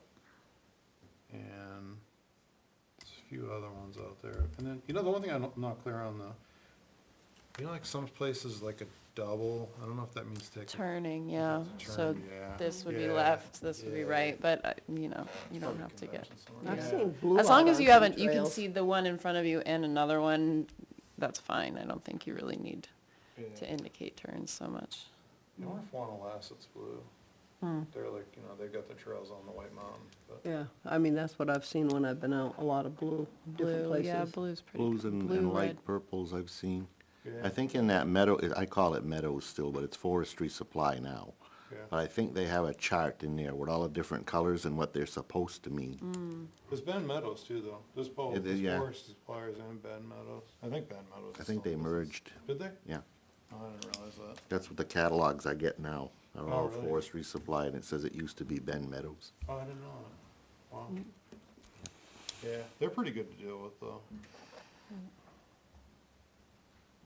Where are they located? I don't know, they're out Mississippi Midwest or- somewhere. Oh, so you're just gonna It's a mail mail order order. thing, Yeah. yeah. But it comes fast, we've ordered stuff from Yeah. them before, it's pretty good. So if I was to just go ahead and purchase those and just submit a receipt, is that how that works? Okay.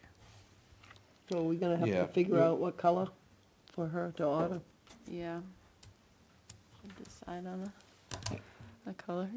You know, should we do that, or should we just set up an account in the town of Ware? Do we have any policies on setting up, an account that, you know, then Beth can just pay it direct? No, they're gonna want paperwork to fill out an account, and then you gotta go through all, whatever their application is. Yeah, I mean, so can we just get Beth to set that up?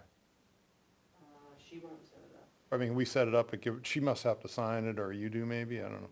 Well, you have to authorize someone to sign it. Usually the selectmen sign the applications for accounts. I don't. Different form of government. So we could do it, I mean, you could pay for it now, but we should just try to set up an account.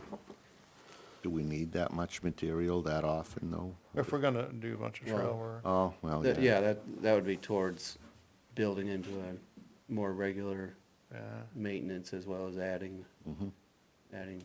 trail to places where we don't currently have it. Yeah, I was just thinking, so Zuzu didn't have to pay it up front.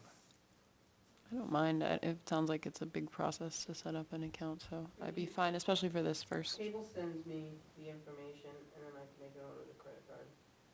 I have a town credit card. Oh, cool, there you go. Probably be Tell me easier. what you want to ship. Okay, send you I like, need to know what you're looking at. links Send me, to each thing. You know, they usually send me a link to where Yeah. they're looking. yeah, And okay, then just tell me where you want to ship to. okay, You can come here, yeah, unless you want to ship somewhere else. yeah. So Zuzu, the one thing to do is, consider So giving just, them a call. let me just hold on to that thought if you would. So he's gonna talk about a call, something. Yeah. But I just wanted, for the folks that couldn't hear, Naomi said that it would be possible to get payment by town credit card if we get the information on to Naomi. And then we'll have to designate either before or after where payment for that will come from. You know, the first stop could be town budget, or the commission budget. We've got unrestricted grants, accounts we can use, depending on whether it's town forest or not, we can use town forest account. If not, we can certainly use conservation fund. So there are a number of options, but the first stop would be the purchase using town resources. Second stop is making sure we pay for that from the right spot. Okay. Thank you, Naomi.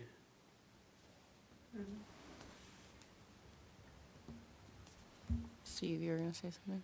Yeah, I was just gonna say it's worth giving them a call to see if they'll give us see if they'll give you a municipal discount. Yeah.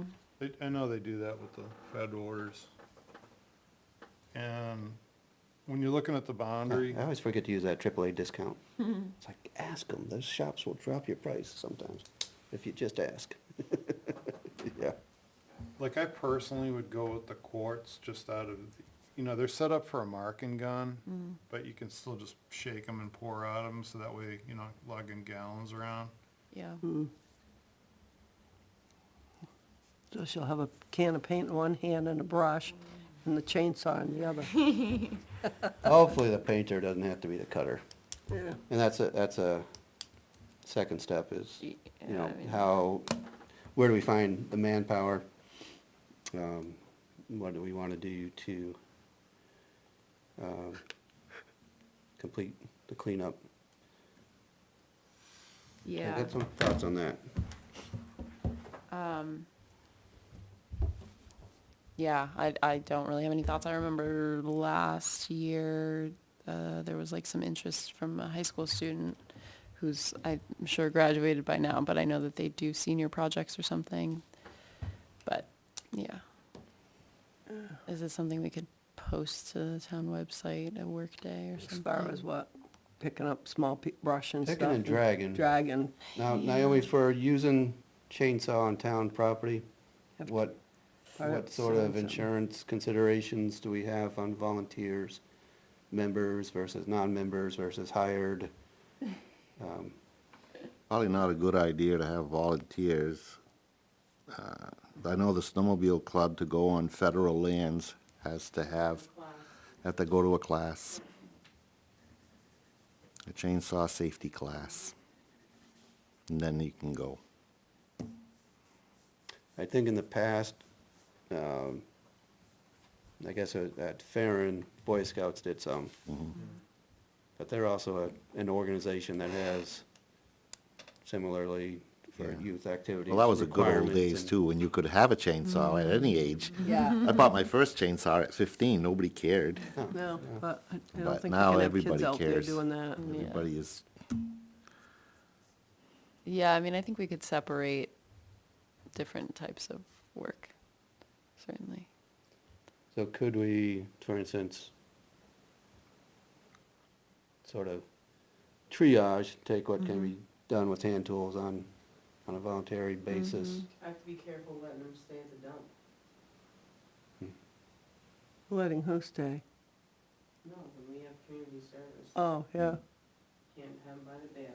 yeah, yeah, yeah. Well, first things, Go through and clean the well, worst of it, that's the what we OSHA can law up for any and commercial paint, and company. Maybe we can get a Can't have- volunteer you that's can't have actually underage has a people Yeah, around any I almost motorized. think, yeah, sort of like a rough cleaning and doing that, the rerouting where needed get is the trail first, and then it blazed. can be blazed, and then it could be Have somebody come in that, final cleaned, Yeah. yeah. You, that's, you can either potentially deal with the light stuff with a volunteer crew, Yeah, and then have a hired crew, and the first thing that comes to mind is, be quick work for a forester, if it's just cut and shove on the side, down trees or what have you, or removing a few trunks that might need to accommodate a reroute. well, I You know, know, if we do the light work, then maybe the rest of it could go quickly for a hired entity. And of course, the one that we already have under contract is a town forester. I think if we went to Jeremy and said, well, this is within the other work, hourly stuff that we need help with, he'd figure it out. But I'm not sure that's necessarily Yeah, I would need to walk it again. There was still a little snow when I went and walked the entire thing. And then I went again last week to start doing some cleanup, but I was doing it on the south side because it's a lot simpler there. So I would have to walk it again one more time to get a sense of you know, how many spots really need chainsaw work? Because if it's just a few, I mean, we have a chainsaw. We don't need the forester to come in and do that. So, yeah, I think my vision would be going back out there and just assessing workload. Because really, when I was there, it was just finding my way and getting a sense of Right, where things right. were. So yeah, assessing workload, and then probably flagging out any rerouted areas. Get some of that orange tape or something. Yeah, and yeah. Just tie it. Yep. And laying that out a little bit, and then blazing and cleaning. Back to the color, maybe the orange is. Right, color, we have to is- decide on Is color. different enough from yellow that we could Yeah. look at orange. Orange sounds good to me. I was just thinking it because. Not that we'd have to determine that right now, but No. like Ray says, we might wanna try to think a little more strategically on, you know, what dovetails with either, you know, a national or a local convention that somebody's seeing. I know a couple of people on the Conservation Commission in New Boston. I'm wondering how they handle, if there's people within the group that do the, you know, cutting of the trees that have fallen down, or how they handle that, if they, you know, what they have to do. I can give them a quick call and find out. I don't know. So do you want a motion for some money to get going with that, or? That's acceptable. Yeah. I'd suggest getting like, the mark and paint, chip brushes, the stencil, maybe a couple pruning saws and some flag, and you can get all that from them. Yep. Make up to $1,000 out of conservation for trail maintenance work. Yeah.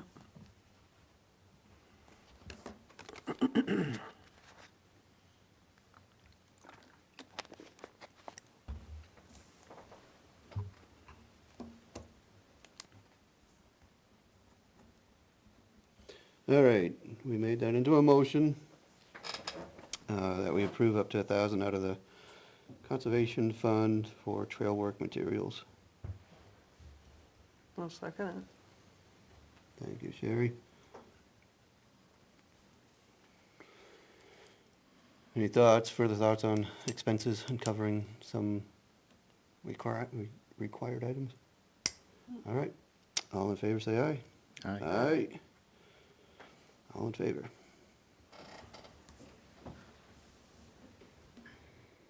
Who made the motion? I did. Steve did, yep.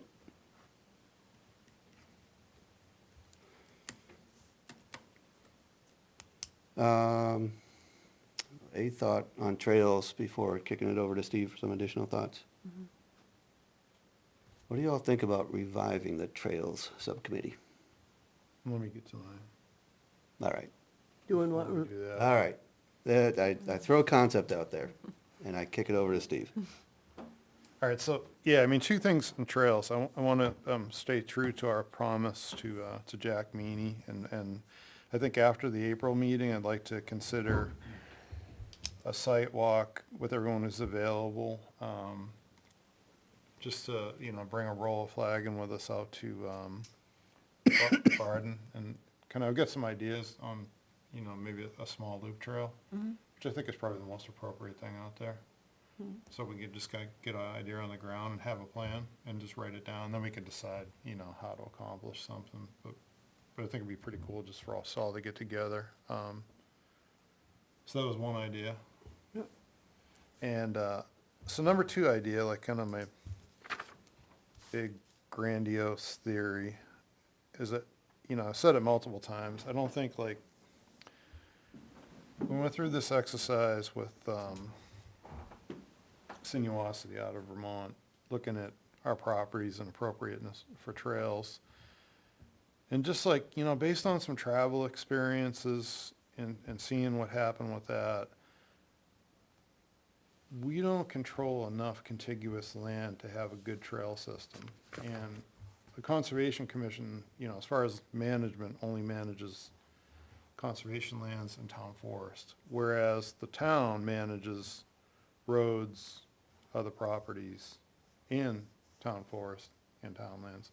And so other towns do it a little differently, like Londonderry has some kind of a private nonprofit set up to support their trail system. And so, you know, with the advent of things like, you know, these electric bikes, you know, people that just like to bike ride in general, and kind of long distance hiking, and, or not even super long distance, but just having somewhere to go. I mean, I really think like we should consider contacting Southern New Hampshire Planning to facilitate a look at like how you connect these things all together, you know, with GIS exercise, you know, using like the class sixes and where you need to, like, you know, some of the class fives, and then kind of facilitating, like a trails forum, like kind of what we did with an open space forum in the past, and just have it at like the town hall and see who shows up, and, you know, what kind of synergy comes out of that. Cause we're always getting like leaned on really hard about not having trails, but I think it just, you know, and the expense is like super high. We really need people that are going to do applications for grants, and hopefully like part of that, we could have Southern New Hampshire, at least get a price from them maybe for the next meeting. Could kind of put that all together, you know, what it takes to go for grants, because everything you always hear about these other towns that are doing great things, if you look, they're really on an old rail bed or a class 6 road. They're not really so Yeah. much conservation lands. A lot of money, though. Those trail beds, when they put them in, I mean, from Goss down up, from the village down through to where it goes down to near the river there, they've put, I can't tell you how much, I heard a price, I think what part of it was done was over 800,000. Right, so you need to know how much of that's grants, or, you Yeah. know, what's, Yeah, so it's pretty expensive. And, you know, the prices we got from Sinuosity were high, and that was going 4 or 5 years ago now. So I mean, like ideally, we'd have things kind of hooked together, you know, so if you're out for a bike ride or a hike, you can go by, go by one of the stores in town, or, Is the old rail bed that crosses Route 77 and goes towards Henniker, is that on town-owned property? No. they still own it. no, they still own it, Yeah, it runs right up railroad through still our- owns it. Part of it's underwater too. I know. But that runs all the way down, But there is a, to Riverdale, right? there Funny is a thing, they trail still- that comes in from Riverdale and goes up through, Yeah. and goes up through the, you know, Clough State Park, Right. and continues. Yeah. Yeah, well, Those you are the see the- you easiest see the old things to bed turn into on the- trails. Mm. on the edge of the lake there, Yeah. you know. Yeah. Before they built the dam, there was the rail bed. Yeah, on the right down- backside, yeah. Right down the, what's it? Yeah, I rode it North quite a Branch. lot, yeah. It's a pretty good opportunity. I just feel like we're gonna continue, you know, yeah, we can build some trails on conservation lands, but they're really never gonna go anywhere very far. far. And you're gonna maintain them afterwards, once you get them built. It's like somebody's gotta go in there probably once a year and walk the trail and throw brush out and cut down trees, and Yeah, you need commitment. you gotta The have. one we did last summer was 8 miles long in Hampton, Portsmouth, went through Greenland, the whole thing. And if the state bought the right-of-way, they built the trail, cost over $5 million. Yeah, And then now each town is gonna form a committee to maintain it. Because if they don't maintain it, it'll grow in within a few few years. years, yeah, It's all wasted money. yeah. Yeah, I mean, it does depend on what it is. Like, I know, like, up in Henniker, it's gotta be on a core, you know, like when you, right after Pat's Peak, that right there, I think it's right after the transfer station. There's an old discontinued road in there. I mean, that thing is, I think it just gets pounded so much, it's, you know, right down to dirt. I don't know how much they maintain it, but. Well, that railroad bed's closed, it has grown in a lot, because when you go into Henniker and you drop down over, that old railroad bed is there. There was a lot of brush in there a couple of years ago. Oh, yeah, it doesn't take long. Yeah, Yeah. Funny thing, they still own it, yet it was just about the first line in the country that was closed down and let go. You know, Yeah. as far as actual rail traffic. I mean, it was, Yeah. you know, right at the forefront of anything that was the start of the end of of trains. Well, I mean, it was picking up out west when here and Ware it was, not Well, using that. Where, the flood took it out. The flood The finished it. flood took all Well, of it's that been out. even, it was creaking, from what I've read from Historical Society. Yeah. It was creaking along It was- before then. Yeah, because once Because of you, the trucks came into Yeah. existence. it's definitely not a started main using line or a trucks instead profitable of- line. Yeah, I guess maybe before, maybe before the toy, manufacturers went out of business, there was some customer those maybe, were all gone in 38, right, pretty much. I mean, Bob Clements continued to use the one yeah. mill that didn't, there was only 2 mills that didn't go down in the flood. And he bought one up and started it back up again. And then that burnt 75, 76 in there And somewhere. then right, and the connection to Goffstown and Manchester through East Ware just gone. Well, that disappeared when the bridge burnt down in 1976 in the middle Down of in Goffstown, because the train was still It coming was into coming until Goffstown. that bridge burnt. It was going to It Kendall didn't go Hadley. in, it didn't go into New Boston, though. New Boston stopped a long, long time before that. Yeah. Yeah. Well, Steve, those sorts of things, would, I think, put us in a better place. The interesting, curious thing at Deliberative was, the demand to show me where you're spending money. It's like, that's a new one for Ware. I want you to show me where you spent money on trails. I'm like, this is Ware. We try not to spend money if we don't have to, right? Yeah. Most of the money on trails are spent by grants. Yeah, we could dump a whole lot very easily into paying folks to make what is not there, and maybe this idea of, asking for, planning commission help, maybe we could find it has some legs. And I think that forum idea, might be overdue also. I mean, we've kicked around various things, from just putting a bond request on a warrant to cover the potential costs of individually maintaining and creating trails on the various properties. Look at that and look at those numbers, and it's like, this really isn't adding up. Yeah. So perhaps a better direction, this might be a better direction to go. But I will get you that sinuosity report. I think I should be able to find it in a digital fashion. Still on the share. That's right, you, Send it to. yeah, that'd be So good. if you still have that, you can email it to me, because Oh, yeah, I yeah. think I may have a paper copy, but I gotta find it. So if you can get it on the computer, then you can print it out. So is it okay for me to call them on Susan, Yeah, I mean, Phil, do you if- guys wanna, I mean, it's up to whatever you guys wanna do, and then, the idea would be just to try to get a price and see if they would even do that. Right, do they have that capacity, and Yeah. what sort of hoops would you have to jump through to exercise it? Do they have the capacity to hunt for grants and file paperwork to get grants? I don't think they'd do that. I think what we'd be looking for them is kind of like a GIS analysis, maybe some ideas based on existing data. And then, whatever their experience has been with the other towns, but I think the towns have to go for the grant, or if there's something like Londonderry has set up with that nonprofit. And in some ways, I like that idea because, I felt like we had a subcommittee. The problem is all the same rules apply about meetings and getting minutes done and just that kind of bureaucratic part that we need to comply. And it didn't seem like it was kind of a little bit of a struggle. And then just, where they're under us have,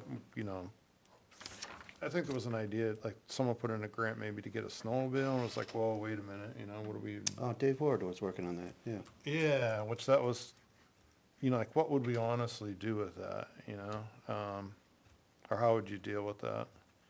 Nothing anymore. I haven't used mine in 2 years. Yeah, I know the feeling. So, There's no snow. so in any event, yeah, I mean, it's just, I think it would be looking for ideas and looking for people that are really interested in whatever that is, whether that's bikes, walking, running, whatever, you know, just what folks are interested in. If there's enough people to, you know, to really be interested in committing to getting something done. Yeah, maybe the people that come, speak to it a lot, maybe those are the people that should be interested enough to come and help. Yeah, but I don't think that will be, I think it's gonna be, you know, probably a mix, but I mean, you gotta have a diversity of people that are interested in different, Well, and a structure that would harness that sort of strategic thing you're talking about as well as the tactical stuff Zuzu's been talking about. You know, that's what you can grow into and out of a forum, or put into and grow out of a forum. yeah, even Yeah. like people with horses. I don't know how many people really have horses around town. It seems like you get in like, you know, Hopkinton seems to have more for whatever reason, but. Well, we've had them come in from Francistown and ride some of the stuff in town. Yeah, we always hear like we don't have trails, but really we've got a boatload of class sixes up around, Barren Pond right, area, and and, those, yeah. We do have a lot of class sixes. They are often flooded. from the Yeah. I've run a lot of them. I try to get as much distance on trails as possible, and it can get hairy. Yeah, yeah. So, yeah. yeah. So we can correct some of that too. I mean, we just have to get permission. And I think trails fall under like a similar, like a forestry notification type of thing instead of full-blown permits, which is cool. So, do you want me to try to call them, or does that work? Fine with this. I'm Fine kind of with me. familiar with the GIS end of it, and I got kind of the general. Yeah, And then just report back and see what they think the budget would end up looking like. I think that would be helpful. So we got you working on that angle, we got you guys looking at materials and Continuing to work on continuing to sort of Poor Farm. flesh out what sort of level of labor is needed and potentially equipment there at Poor Farm. This idea of getting, once we get the demo work done, next step with Barden, to hash out some trail layout there. So we'll talk about that one next month, or at least we'll be able to add that to the discussion next month on how we're doing on the bid. Is the idea, I mean, when we wrote this up, are we planning to have a bid opening next meeting for Barden on the demo stuff? Did we? Yeah, that's what we All right, advertise. that's how we advertise it, so remember that. And there'll be some, sort of like this last one, some heads up, before next meeting on that. So just be on the lookout for it. That's a lot of trail stuff. Wow. So, I mean, ideally, with the days getting longer before it turns into summer, we just do a hike around there. Yeah. Yeah, like that. Schedule that like, later in April. In Baden, you mean? Yeah, Yeah. Okay. it's pretty Yeah, cool. if you I haven't look been forward up to there. that. It's a special piece of property, not the, Well, I've probably ridden right through it years ago, horseback, because I used to go all the way up through to Chipmunk Falls and then come back down through, so I probably was riding right through it and didn't well, realize it that's at the the other, time. the other thing we haven't been able to harness yet there is you can stretch even on existing conservation property. Well, if you were to enter by Barden, you could stretch a loop out for quite a bit more territory on town conservation land than just the piece we bought from Barden. So there's a bigger, whether it's getting over to have a look at Chipmunk Falls or even going north of there to the Henniker line. Yeah, I think we could add on to that. I think we would need a bridge in Barden eventually if we're gonna go that direction. But the backside of that The first comes up, one, and doesn't that come up onto Craney Hill or something? Doesn't Upper that- Craney Hill, yeah. Yeah, Yeah. so, if somebody really wanted to walk and hike, whatever, they could do quite a loop and come out on Craney Hill and then come back through, and if they wanted to go out, they'd have to come back on, town road at some point, but, So we had some, Yeah, a fair bit of that's unpaved and, mm, that dirt road that's not being traveled is, Mhm. some of them are nicely closed-in, trail-like Yeah. and comfortable. Yeah, And it's not a heavily traveled area up in that corner. No, no. Probably get the hostility from the neighbors there. A little bit, but times have changed, people change. Yeah. Ownership changes sometimes, so. Can you walk all the way out to the class 5, or you still end up on that private road to get through to that?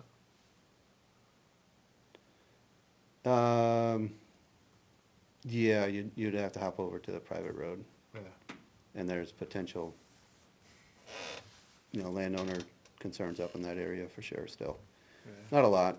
John Champy, who used to be a stalwart on the Conservation Commission, predating Steve and myself, but Yeah. overlapping for a fair bit, lived off the grid up in that corner of town, and he used to ride his bike to downtown Henniker without touching 114 on existing trail. Hmm.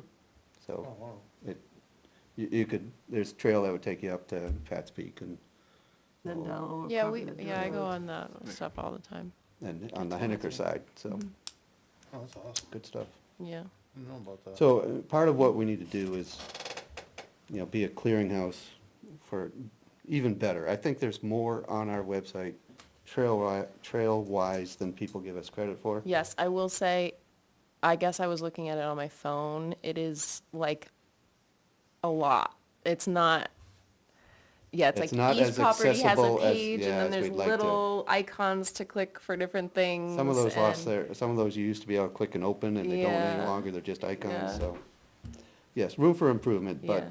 what I was thinking is, it'd be nice to have somebody be able to go and say, look, I just wanna do like a mile-long walk, Mm-hmm. an easy walk, and you should be able to find out where in town there might be one like that. Or somebody's Yes. like, I'd like to do potentially a 2-hour hike, is there anywhere I can do that? Yeah, And you might actually have some Yeah. of that information, or some of that terrain in town that could be noted better.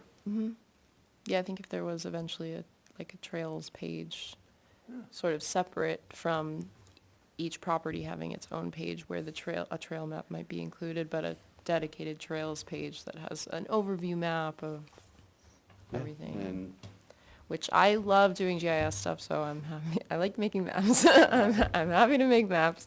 wait, am I to understand you got some ArcView experience? Yes, yeah, I use QGIS at home now, cause I Right, don't 'cause have it's so yeah, much but, easier. yeah, I'm, As well as accessible, yeah. you don't have to pay the fees. Right, yeah, exactly, it's free.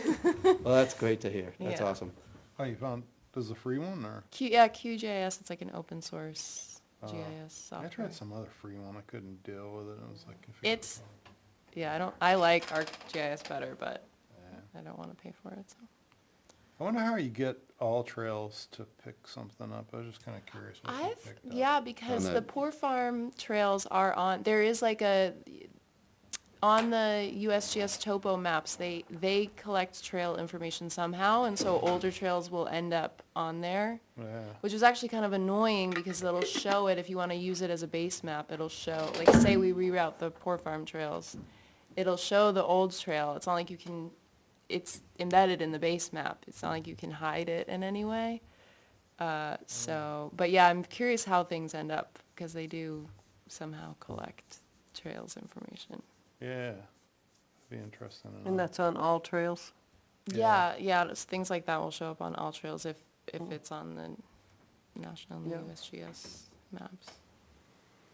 And Jerry, you mentioned this, or maybe Ray did, the stuff that goes through Clough, I mean, that's, Well, yeah, there's that's a a lot of long existing trail. trail It's a in good- town, good so, all loop, right, it's yeah. not town-owned or maintained and won't be, but No, it is You can easily walk for accessible. miles in Clough. yeah. Yeah, it's, I think, like Yeah. a 7 mile. You can get lost there too. Well, I've never been lost in there, but I get lost if I cross the street. There's a All lot. right, that's of- what we'll look for you. we're Yeah. gonna give you, we'll Across give the you one of those air horns, and you can blow it. A flare. Yeah, flare. Okay. That sounds good. Okay. Any more thoughts on trail, Steve? None. All right, let's, take a quick look at our town vote results. And A little bit here. Nice, nice, nice support. So how do we Um, proceed since Yeah. Hold on, hold on. things I got the floor. contradicted I got each the floor. other? I'm That's curious. stop. 23 is where we start. 23 is where we start. So we got tremendous support for the continued responsible utilization of town forest account funds with our forester. So that's fantastic.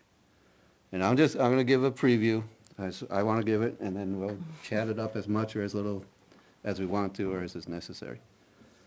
We got approval by a majority of the town voters of Article 24 regarding moving ahead with the conservation easement. That's excellent. Really good to get an approval on that. Article 25 regarding, long-term volunteers. A lot of folks like that language, or like that concept, and the select board will figure out a way to, I imagine, it's in there, Yeah. in their purview to figure out what that means to study restricting eligibility. But really not our concern. Article 26, passed. So here we have an article that says we have great interest in ball fields, so acknowledged. The majority of the voters said there is, essentially said we want Conservation Commission to be aware of significant interest in additional ball fields. Town property, East Road, Bank Schmidt. I'll get back to that. So that is something we learned something from I don't think we knew before. And then Article 27, immensely important to this, to our work. Solid support of the Conservation Commission on that one. So call it a mixed bag, call it a little confusing. I'd say there's a lot that we learned from this that's very, very important, very supportive. And then, the big bugaboo is what happens with the Article 24, get the job done versus 26, build us ball fields. And I don't have the answers. We're not gonna have the answers for that tonight. What we do know is that a majority of voters said, you know what, an easement, even an easement covering hayfields makes good sense to us. Now, with that framework, what other things do folks want to say? Observations about the process, the event, the lead up, the what goes on now? Share any, or we can talk as little or as much as you want to about it. It's complicated because the first article allowed us to tied up all the loose ends that would have prevented any further use of those hayfields, which we're trying to protect. Yep. Banks Schmidt said that was the whole idea of it. That was the whole idea of it when it was first put into conservation. So now, and it was always said that the gravel pit would become the ball field. So there was always provisions for one. They want to take the hayfields. So they're changing the original agreement. And the way it was written, it kind of led you to believe that, yeah, that's a great thing. Conservation's going to protect 117 acres. Great. You're talking We the way- still have a gravel pit, and we're going to do ball fields. But the reality is you're taking agricultural land out of the town. And if you look at other places in the town rules and laws, there used to be an agricultural commission. Yeah. If you read the town, I don't know what to call it, the town statement. The town wants to retain its agricultural character. Well, what are we doing? Taking hayfields and turning them into ball fields? That's not agricultural. And everybody on East Road doesn't want that, all the cars going up and down there. So we're kind of turning Ware into a city. It's gonna be like Goffstown in a few years. It'll be like any other place that's full of mishmash of things that, I mean, a ball field is a great thing next to a high school or a commercial place, and it's all part of the complex. You stick one out in the middle of an agricultural area, it doesn't belong there. Oh, come on, Field of Dreams worked, right? Yeah, Oh, to have the flats know. of Iowa and that. but it's the same thing with everything. I'm in a rural agricultural zone, which, if you read all of the rules and regulations, the business I have can be there without variance or anything else. But now I've got a cluster subdivision right as my abutter. Well, that doesn't go with rural agricultural, but it went there by variance, or whatever it's called, special.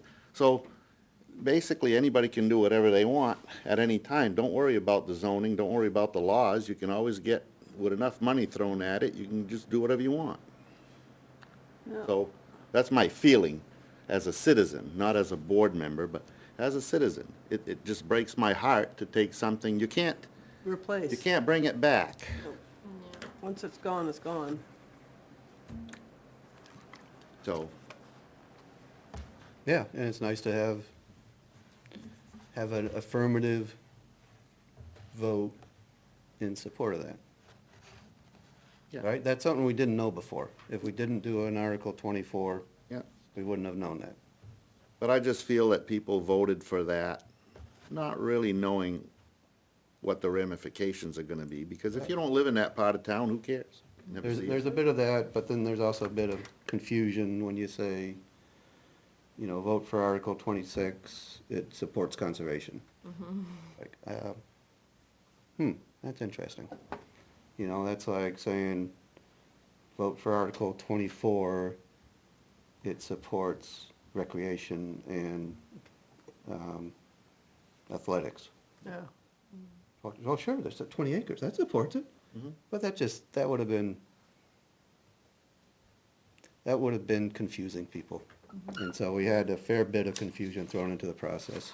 But my question as a citizen of town is, let's say these ball fields get built. Who's gonna pay for that? Taxpayer money? Okay, so there goes our taxes again. Now, who's gonna maintain that? We gotta add 2 or 3 people to the Parks and Recreation or the Highway Department, whoever. Okay, who's gonna pay for that? Taxes. But yet everybody complains how high the taxes are. But So there's you're a- gonna fund that? I mean, there's a good chance that once, like, a dollar value is given to it, people won't go Right. for it. But since we do have these two contradictory articles, what is in our purview, it seems to be 24, is talking to Piscataquag or someone else to get the ball rolling on that? Is that Yep, yep. what we have to do now? Is that? I think we are in good standing to say, let's try to draft up some language and start seeing what it would look like. I think, that Laura said this whole thing was, you know, we're gonna be headed to court to sort this all out. So I don't think we should do anything that's gonna inflame the situation right now, because there are multiple parties that all are headed that way.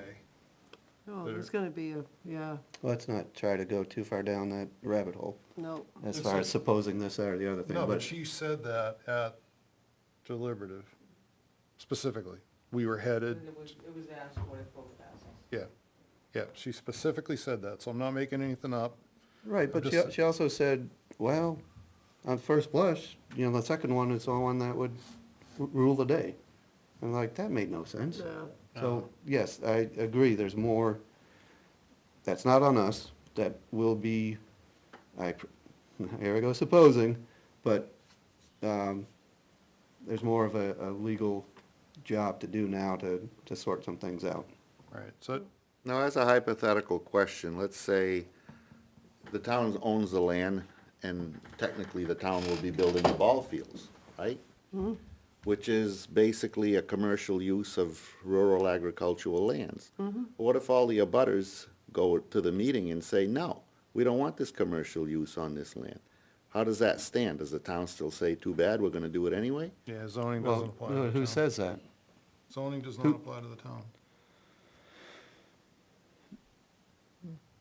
It's an absolute. So No, if that's, I was a big landowner, I wouldn't even consider selling my land now to conservation. Yeah, I don't even, I mean, I think we're just getting to, I mean, I think that the selectmen should involve us with however we're proceeding. Well, let's turn that around. What should we do? We can't say, selectmen do this, that, or the other thing. What should we do? Should we Ask the. try to, you know, step front and center into the next select board meeting to say, you know, what's your plan? Or Well, just- we need their guidance, because one thing says that we now have permission to tie up all the loose ends on that land, and it would have prevented this from happening. We got voted on that, but we also got voted by the same voters. So what do? On one Right, hand, well, we can fundam- legally go ahead, but on the other hand, you can't. Let's just keep this in mind. A lot of people who voted for 23 on the town forest allowance for the forester, a lot of people voted in affirmative, a lot of people who voted on 27 decided to vote differently on 24, 26. You don't know you don't know how they voted. If the numbers were the same, I could agree with that, but they weren't. No, you absolutely know. If somebody, if you've got, all right, I'm not, Yeah. thank you for your comment, that's neither here nor there, sorry to bite on it, but, Like the fan in the flame, as Steve said, right now, yesterday's too new. well, But yesterday was a victory for conservation and Ware. There's some question marks, but we and others made a stance, made a point, and we've got fantastic, substantial, you know, certainly, majority support in that position. That's good to know, that's a good thing, and basically, it does not leave us worse off than we were before. I think it leaves us better off than we were before.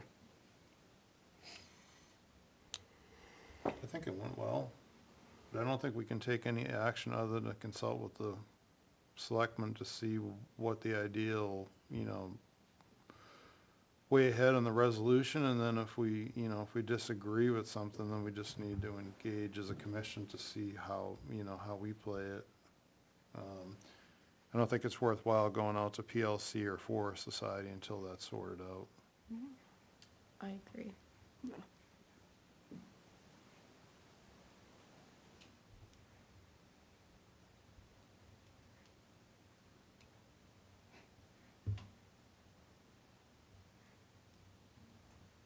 Any other thoughts from members, As a folks at the resident, table? I think that they got 12 acres at Bolton Field that hasn't been developed, go develop that, and have all the ball fields together in one location. Well, what's irritating is that from the original start, that gravel pit that's in there was dedicated That's for, right. and they don't wanna wait, or it's too far, it's too this, too that. Well, But who says that the ground underneath, I don't know what the ground under the hayfield is, but there's a stream that runs not far from there. So, now what? The ground is not as nice there as it probably is in the gravel pit. There's something about that field that we don't know about. And it's a very curious thing to look at the LiDAR image of that, look at the topo image, and have such a straight line eastern boundary of that field. That to me says human, not, you know, nature, God, whatever you will have. So perhaps there was a hill that was turned into something flat. And it's not much of a concern when you're driving a team and harvesting hay or moving a tractor around and raking hay, you know.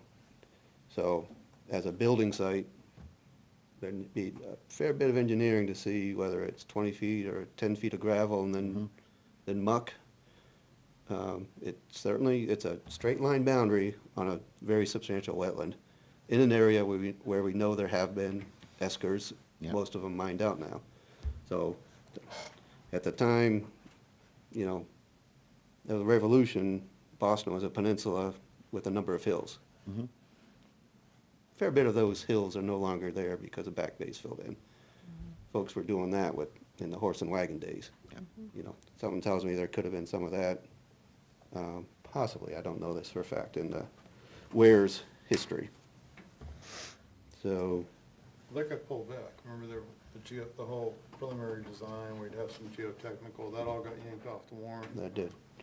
So there's no funding unless Parks and Rec has some funding to do a design. Maybe they do, I don't know.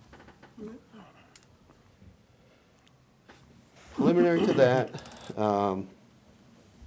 yeah, I guess my question for us is what role do we play in next steps? What do we do?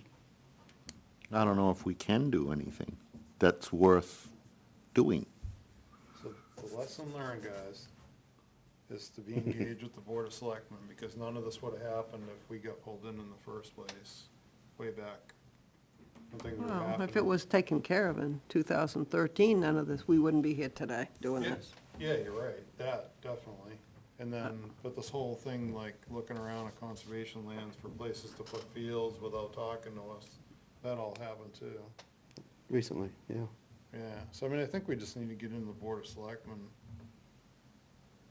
Whenever And we can- the boards Well- all change, so It's all new. people don't Yeah, a lot of- remember what other people were thinking or doing, and it's all different. Well, there's a couple people sitting on the board that have been involved in this, so they, and, you know, I- one of them for sure has a background, understands what went on way back, I believe, but, Well, I think like Steve said,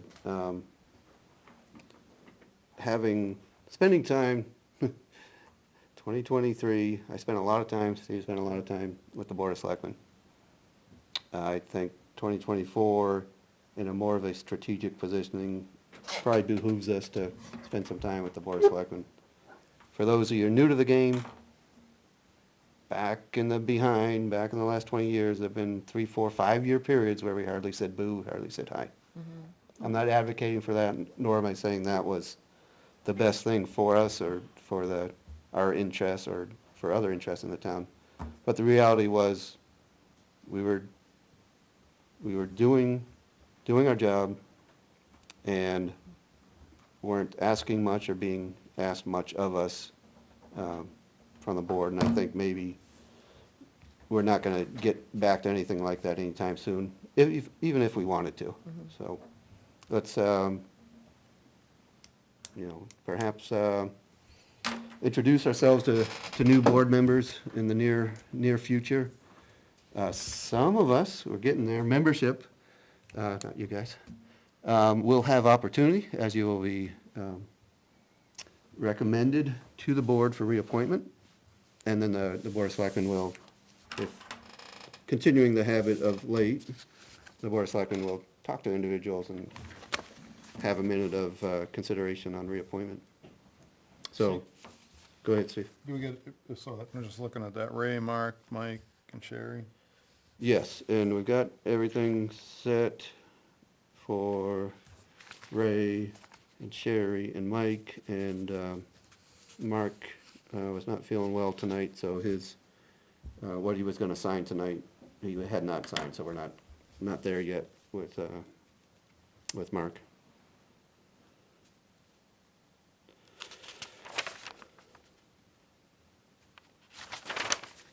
So, we have the volunteer forms.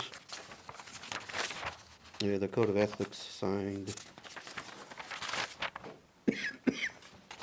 So, I will sign those and return those to Naomi. Maybe, Naomi, could I, after returning these to you, get a scanned copy of the first page of each for my records? Thank you.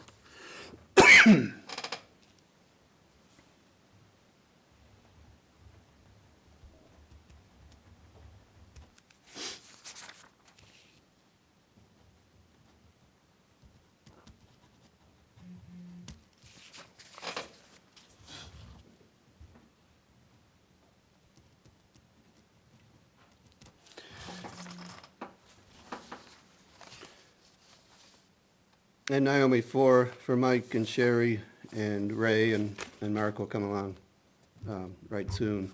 any idea when the board might like to see them to do the reappoint and swear We in? haven't met the new board yet. So no idea, okay. We're gonna try to do them all at once. So All the we're- different Yes, so I still- commissions, boards, committees? There's still parks and planning board we have to catch up with. I got a All zoning right. board already. Okay, would you pass those along to Zuzu to send to the town administrator, please?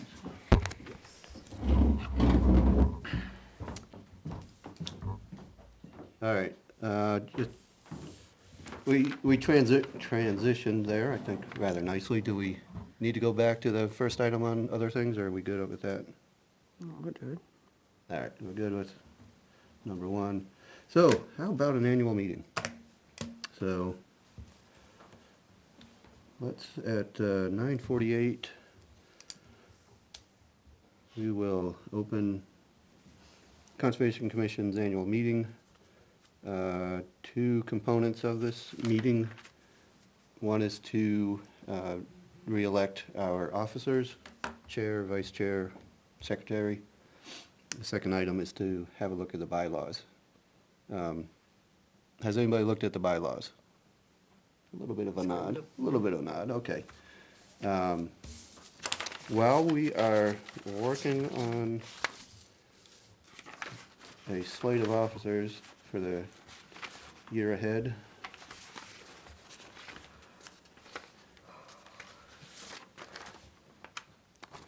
Zuzu and Phil, do you know where to find the bylaws? I could, I'm sure. All right, so they're one of the items on our town webpage. Yeah. But feel free to take a quick look. We adopted those back when the previous chair was sitting in this position, Tom Carr. I think we probably worked off some towns' planning board bylaws, maybe. We edited them pretty substantially, and I think maybe we've got room for some additional edits, but whether we get to that or not is not critical today, because as our bylaws say, we can amend our bylaws at any meeting. So it doesn't have to be today. But with that said, I don't have to, but I am willing to serve as chair of this commission. If folks would like me to, it's still worthwhile. It's, tell you, far from easy. And 2023 was a difficult year for me as chair. Lots of demands. So, I'm willing to continue on in that role. I spoke with Mike. He's willing to continue on as secretary. If anybody else would like to entertain or express interest in being an officer or secretary or chair for that matter, here's a good time to speak up. No, I just want to sit right here. Glad to have you there, Ray. Yes. All right, any thoughts, Steve? None. All right, do we have a motion? Is Steve willing to stay as vice chair? If somebody else wants it, I'm fine with that, but otherwise I'll stay. Good, good? Thank you. Thank you very much. All right, so we need a motion. I don't know how to make the motion. I make a motion that Andy is the chairman, Steve is the vice chair, Mike is the secretary, and the rest of us are the grunts. I'll second that. All right, so Ray's made the motion to continue, put forward the existing slate of officers for the new slate of officers. Sherry has seconded that.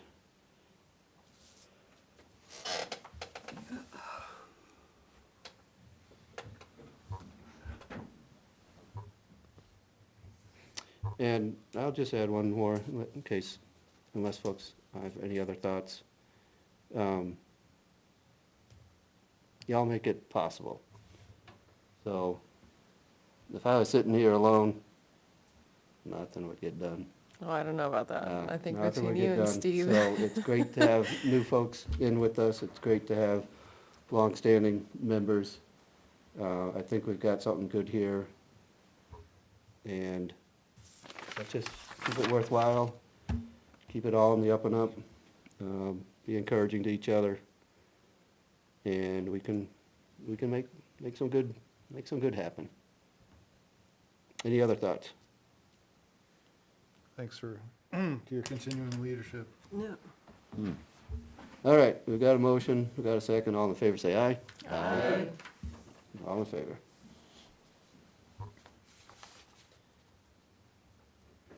Now, looking at the bylaws, some of us know it, haven't looked at it, some of us have it in front of them. One thing that I think we ought to adjust is regarding ex officio, I believe. Maybe you guys got that in front, you can read that section about Board of Selectmen ex officio. There isn't one. Hold on.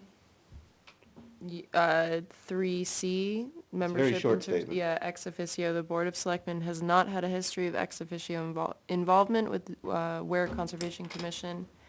At this time, the Ware Town Tree Warden is the only ex officio member designate. The what? The way of what? Ware Town warden. Tree Warden. Bobby Reeve. Tree warden is the language in the RSA. So 36A sets up, it's a state law behind conservation commissions, the enabling legislation. It has no mention of selectmen ex officio. So,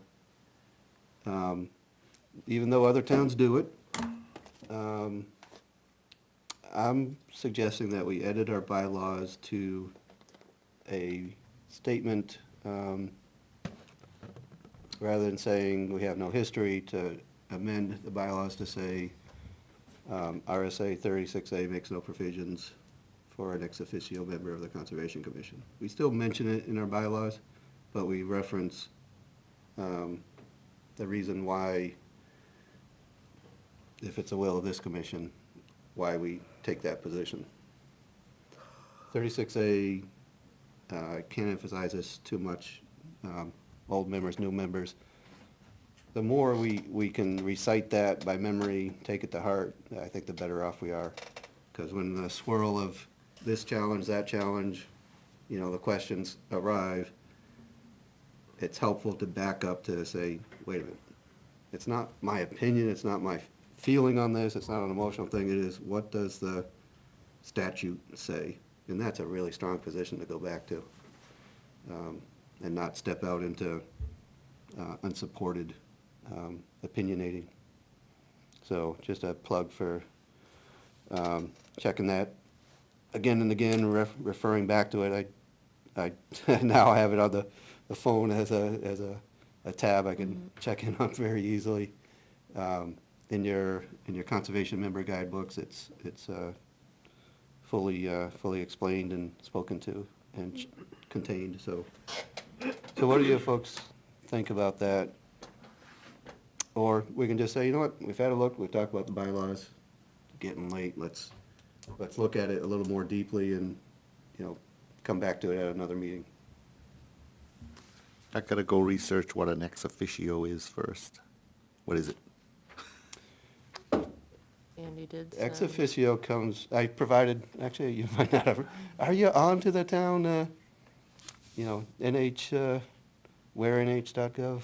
Yes, but I'm having a hard time logging in. Yeah, all right, so I sent some information back 2 weeks ago or so that touches on that question, but the short of it is, it's a member of a board or a commission whose membership is based on a status as a official in some other body. Usually it's a An selectman. appointed official, I think. So a selectman, for instance, on the planning board by state statute, is expected.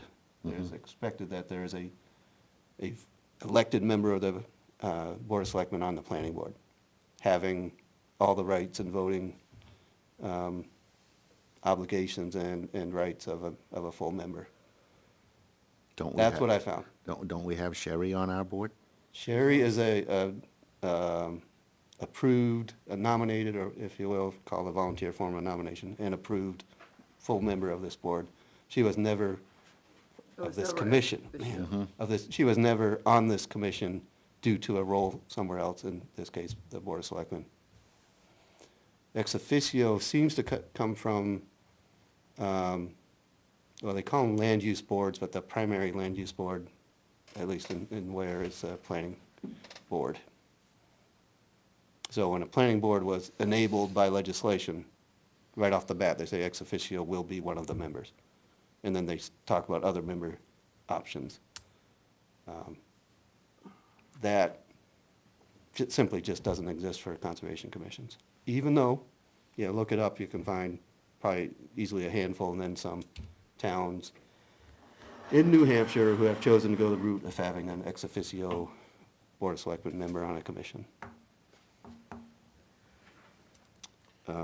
We could have a liaison,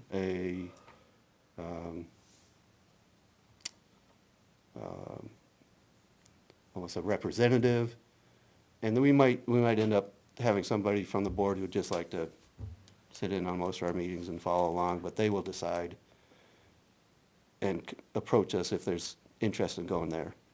I think clearly there's interest in maintaining or enhancing communication, so there's, less room for confusion and getting cross-wired on things.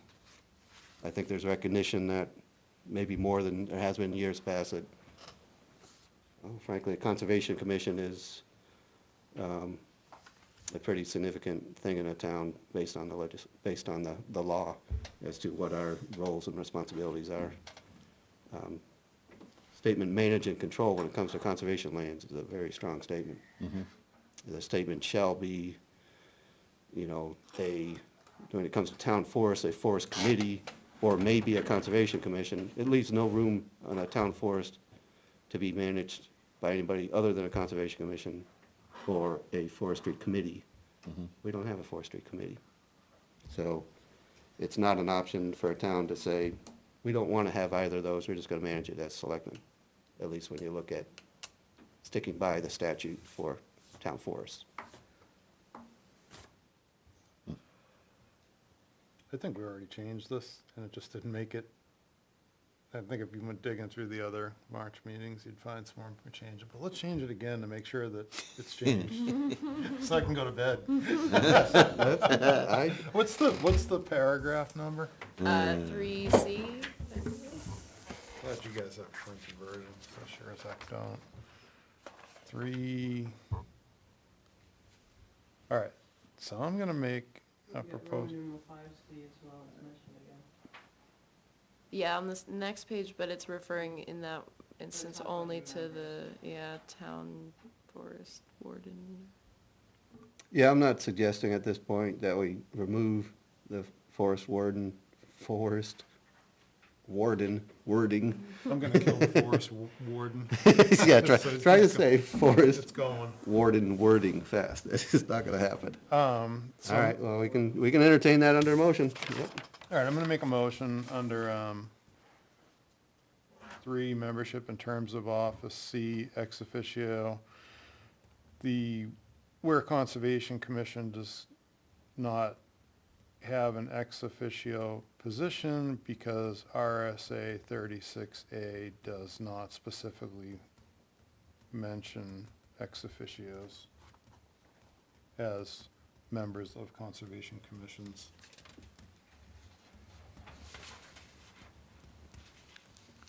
Second part, You got a second part? second part Oh, good, okay. of the motion I was will be nodding to off. delete under section 5, members and duties, the whole entire ex officio member paragraph. Doesn't need to be there, so that C would just be completely struck.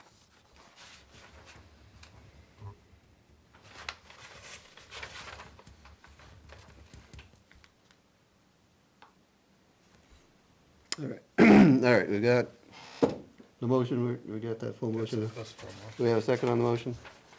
I'll second it. Okay.